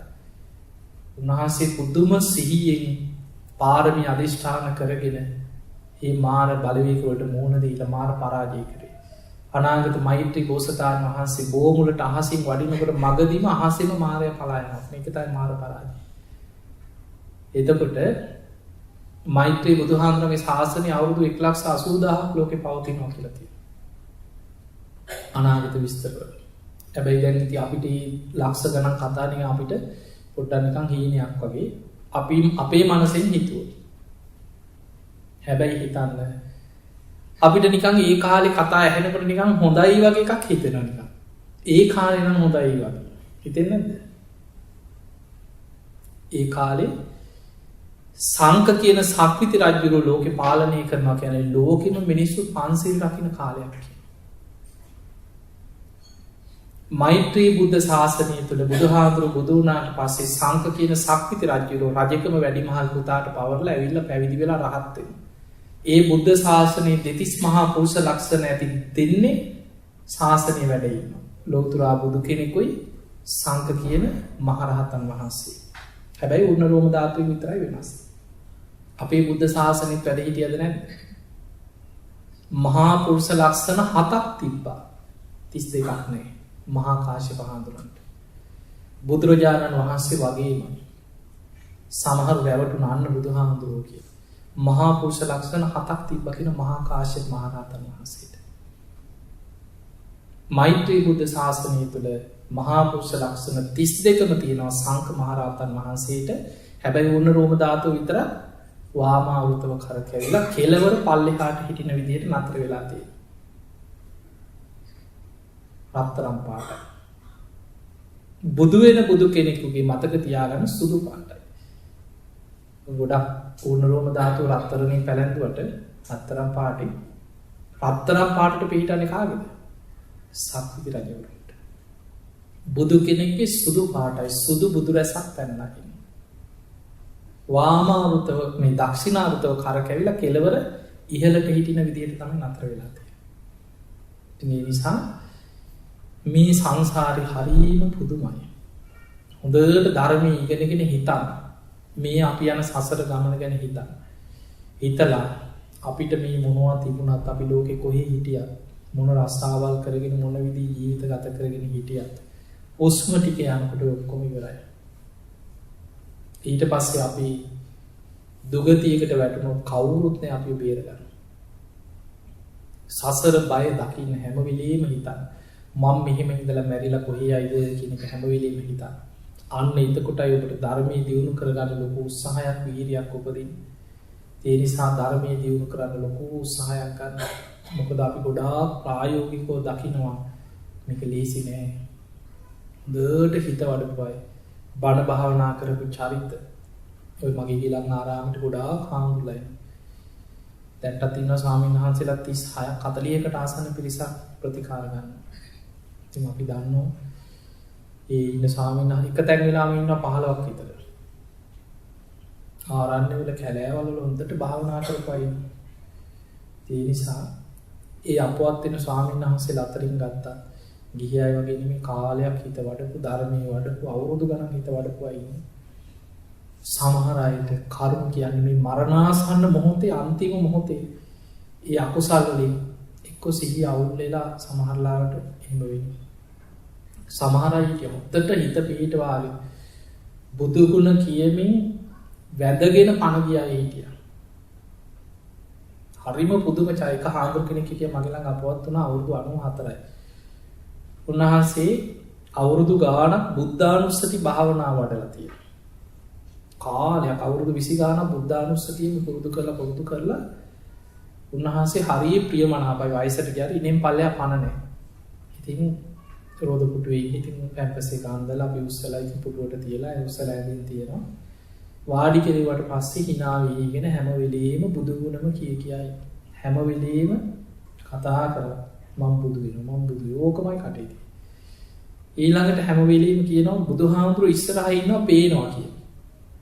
මේ බුද්ධානුස්සතිය වඩනකොට අර හිතේ සද්ධාවත් එක්ක හිතට මැවිලා පේනවා ටික. සද්ධාවෙන් වෙන දෙයක්.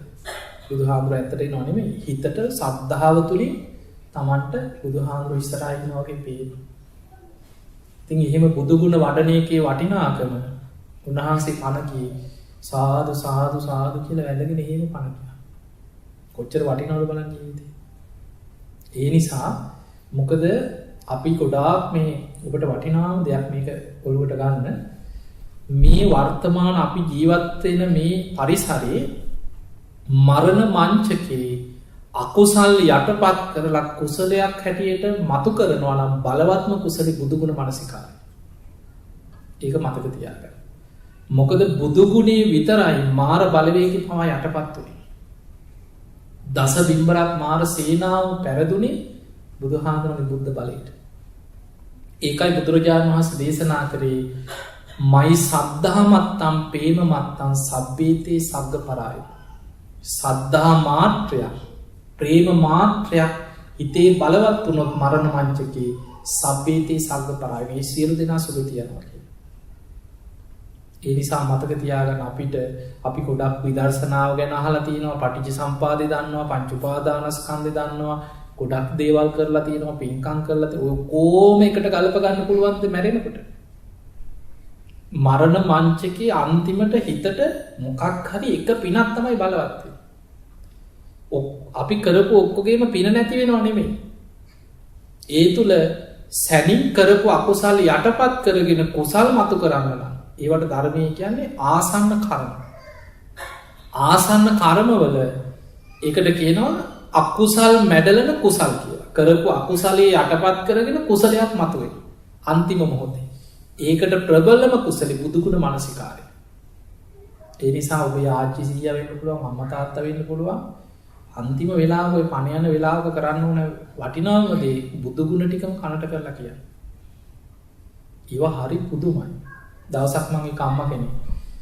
ඒ අම්මා බලන්න යනකොට මං බණක් කරා. ඒ බණ සංවිධානය කළා තිබ්බේ ඒ දරුවා. කලිනුත් මගේ බණ දෙක තුනක් ඔය හොඳට සංවිධානය කරපු පුතේ. ඊට පස්සේ ඉතින් මේ බණ කරලා ඉවර වුණාට පස්සේ පුතා කිව්වා හාමුදුරනේ මේ බණ ඉතින් ඔබ වහන්සේට කලින් දින වෙන් කරලා කරපු නිසා මං කරා. මොකද මං හරිය ප්‍රශ්න ගොඩක ඉන්නේ. අම්මා හොඳටම අමාරුයි. අම්මා දැන් සිහි කල්පනාවක් නැහැ. ස්පිතාලෙට ගෙදර ඉව පිළිකාවක් තිබුණ. අම්මා ගෙදර කොයි වෙලේද කියන්න බෑ. අනේ ඔබ වහන්සේට පුළුවන් නම් මේ ළඟ ගේ තියෙන්නේ පුළුවන් නම් විනාඩියකට එන්න කියලා. ඉතින් පව් ඉතින් හොඳ සද්ධාවන්ත පුතේ මං කිව්වා යම් කියලා. බණ ඉවරලා මං ගියා. ගේ අම්මා එහෙමම යන්තම් කට අරිනවා, හැන්දෙන් වතුර ටිකක් දානවා දිවට. හුස්ම ගන්නවා අමාරුවෙන් කට අරිනවා, ඇස් අරින්නෙත් නෑ.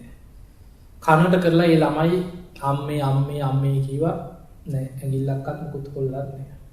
ඊට පස්සේ ඉතින් මේ පුතා ඉතින් අම්මා ගැන කිව්වා අම්මා මෙහෙම දඹදිව ගිහින් තියෙනවා, අම්මා ඉතින් පික්කම් කරලා තියෙනවා කියලා කිව්වා.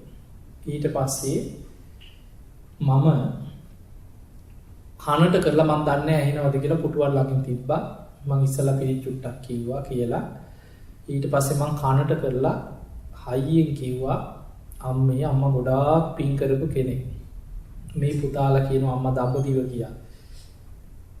ඊට පස්සේ මම මතක් කරා මහා පරිනිබ්බාන සූත්‍රයේ තියෙනවා කෙනෙක් ජීවිතේ මං සරණ ගිය බුදුරජාණන් වහන්සේ ඉපදුනේ මෙතනයි. බුදුනේ මෙතනයි පිරිනිවන් ඔය ස්ථාන හතර මරණ මංචකයේ සිහි වුණොත් ඒ කාන්තෙන් සුගතිය යනවා කියලා තියෙනවා. මහා පරිනිබ්බාන සූත්‍රය. ඒක බුද්ධ වචනයක්, ඒක සත්‍යයක්. ඒ සතර ස්ථාන වන්දනා කරපු කෙනෙකුට මරණ මංචකයේ ඒක මතක් වුණොත් ඒ ස්ථානයක් ඒ කාන්තෙන් සුගතිය යනවා කියලා තියෙනවා. පිරිනිවන් පාන වෙලාවේ බුදුහාමුදුරුවෝ දේශනා කරපු බුද්ධ වචනේ. මම ඒක කියලා කිව්වා අම්මා දෙපාරක් දඹදිව වැන්දා නම් බුද්ධ ගයාව මතක් කරගන්න. බුදුහාමුදුරුවෝ බුදු වෙච්ච තැන සිහි කරා. එහෙම කියලා කනට කරලා කිව්වා.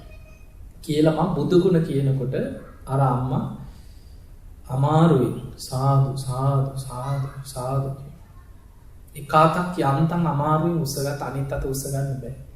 ඊට පස්සේ මම ඉතින් මේ පුතාටත් කියලා අත් දෙක එකතු කරලා වන්දවලා ඉතින් පිළිත් ටිකක් කිව්වා. කියලා මම ආයි කනට කරලා ඒ සතර ස්ථාන ගැන කියලා බුදු ගුණ ටික කියලා ඊට පස්සේ ඒ අම්මා ඉතින් මම කියන කියාගන්න බෑ වචන එන්නේ.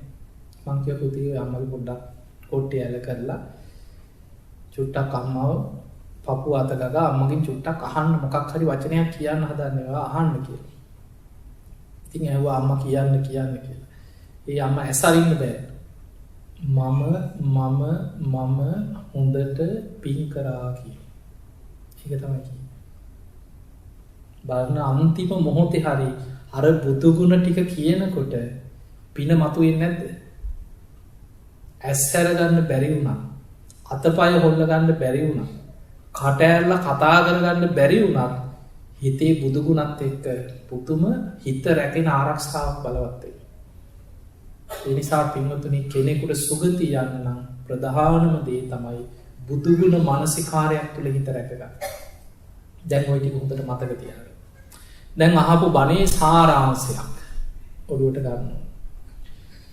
සුගතිය ගැන කියලා දුන්නා.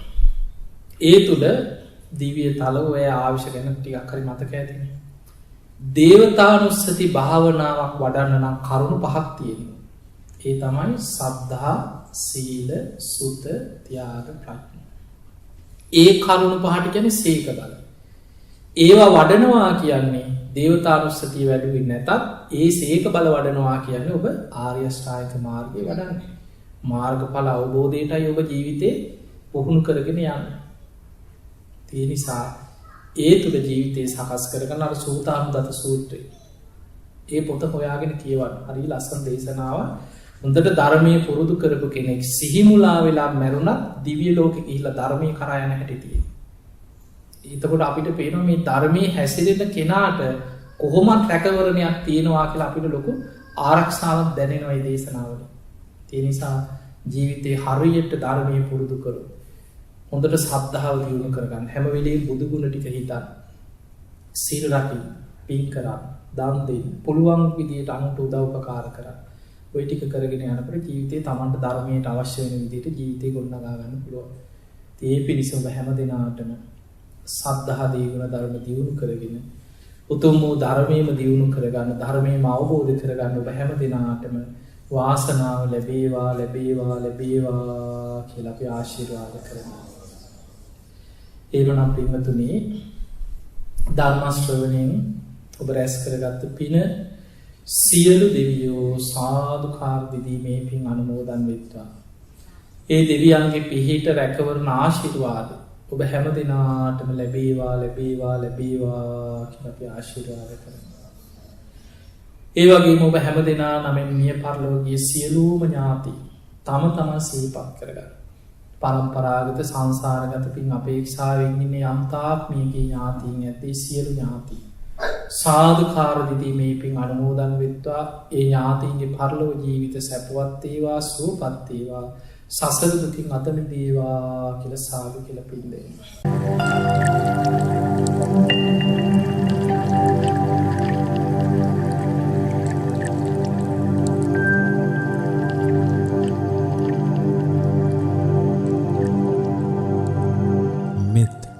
බුද්ධාභිවන්දන සකල සත සසරින් මුදන්.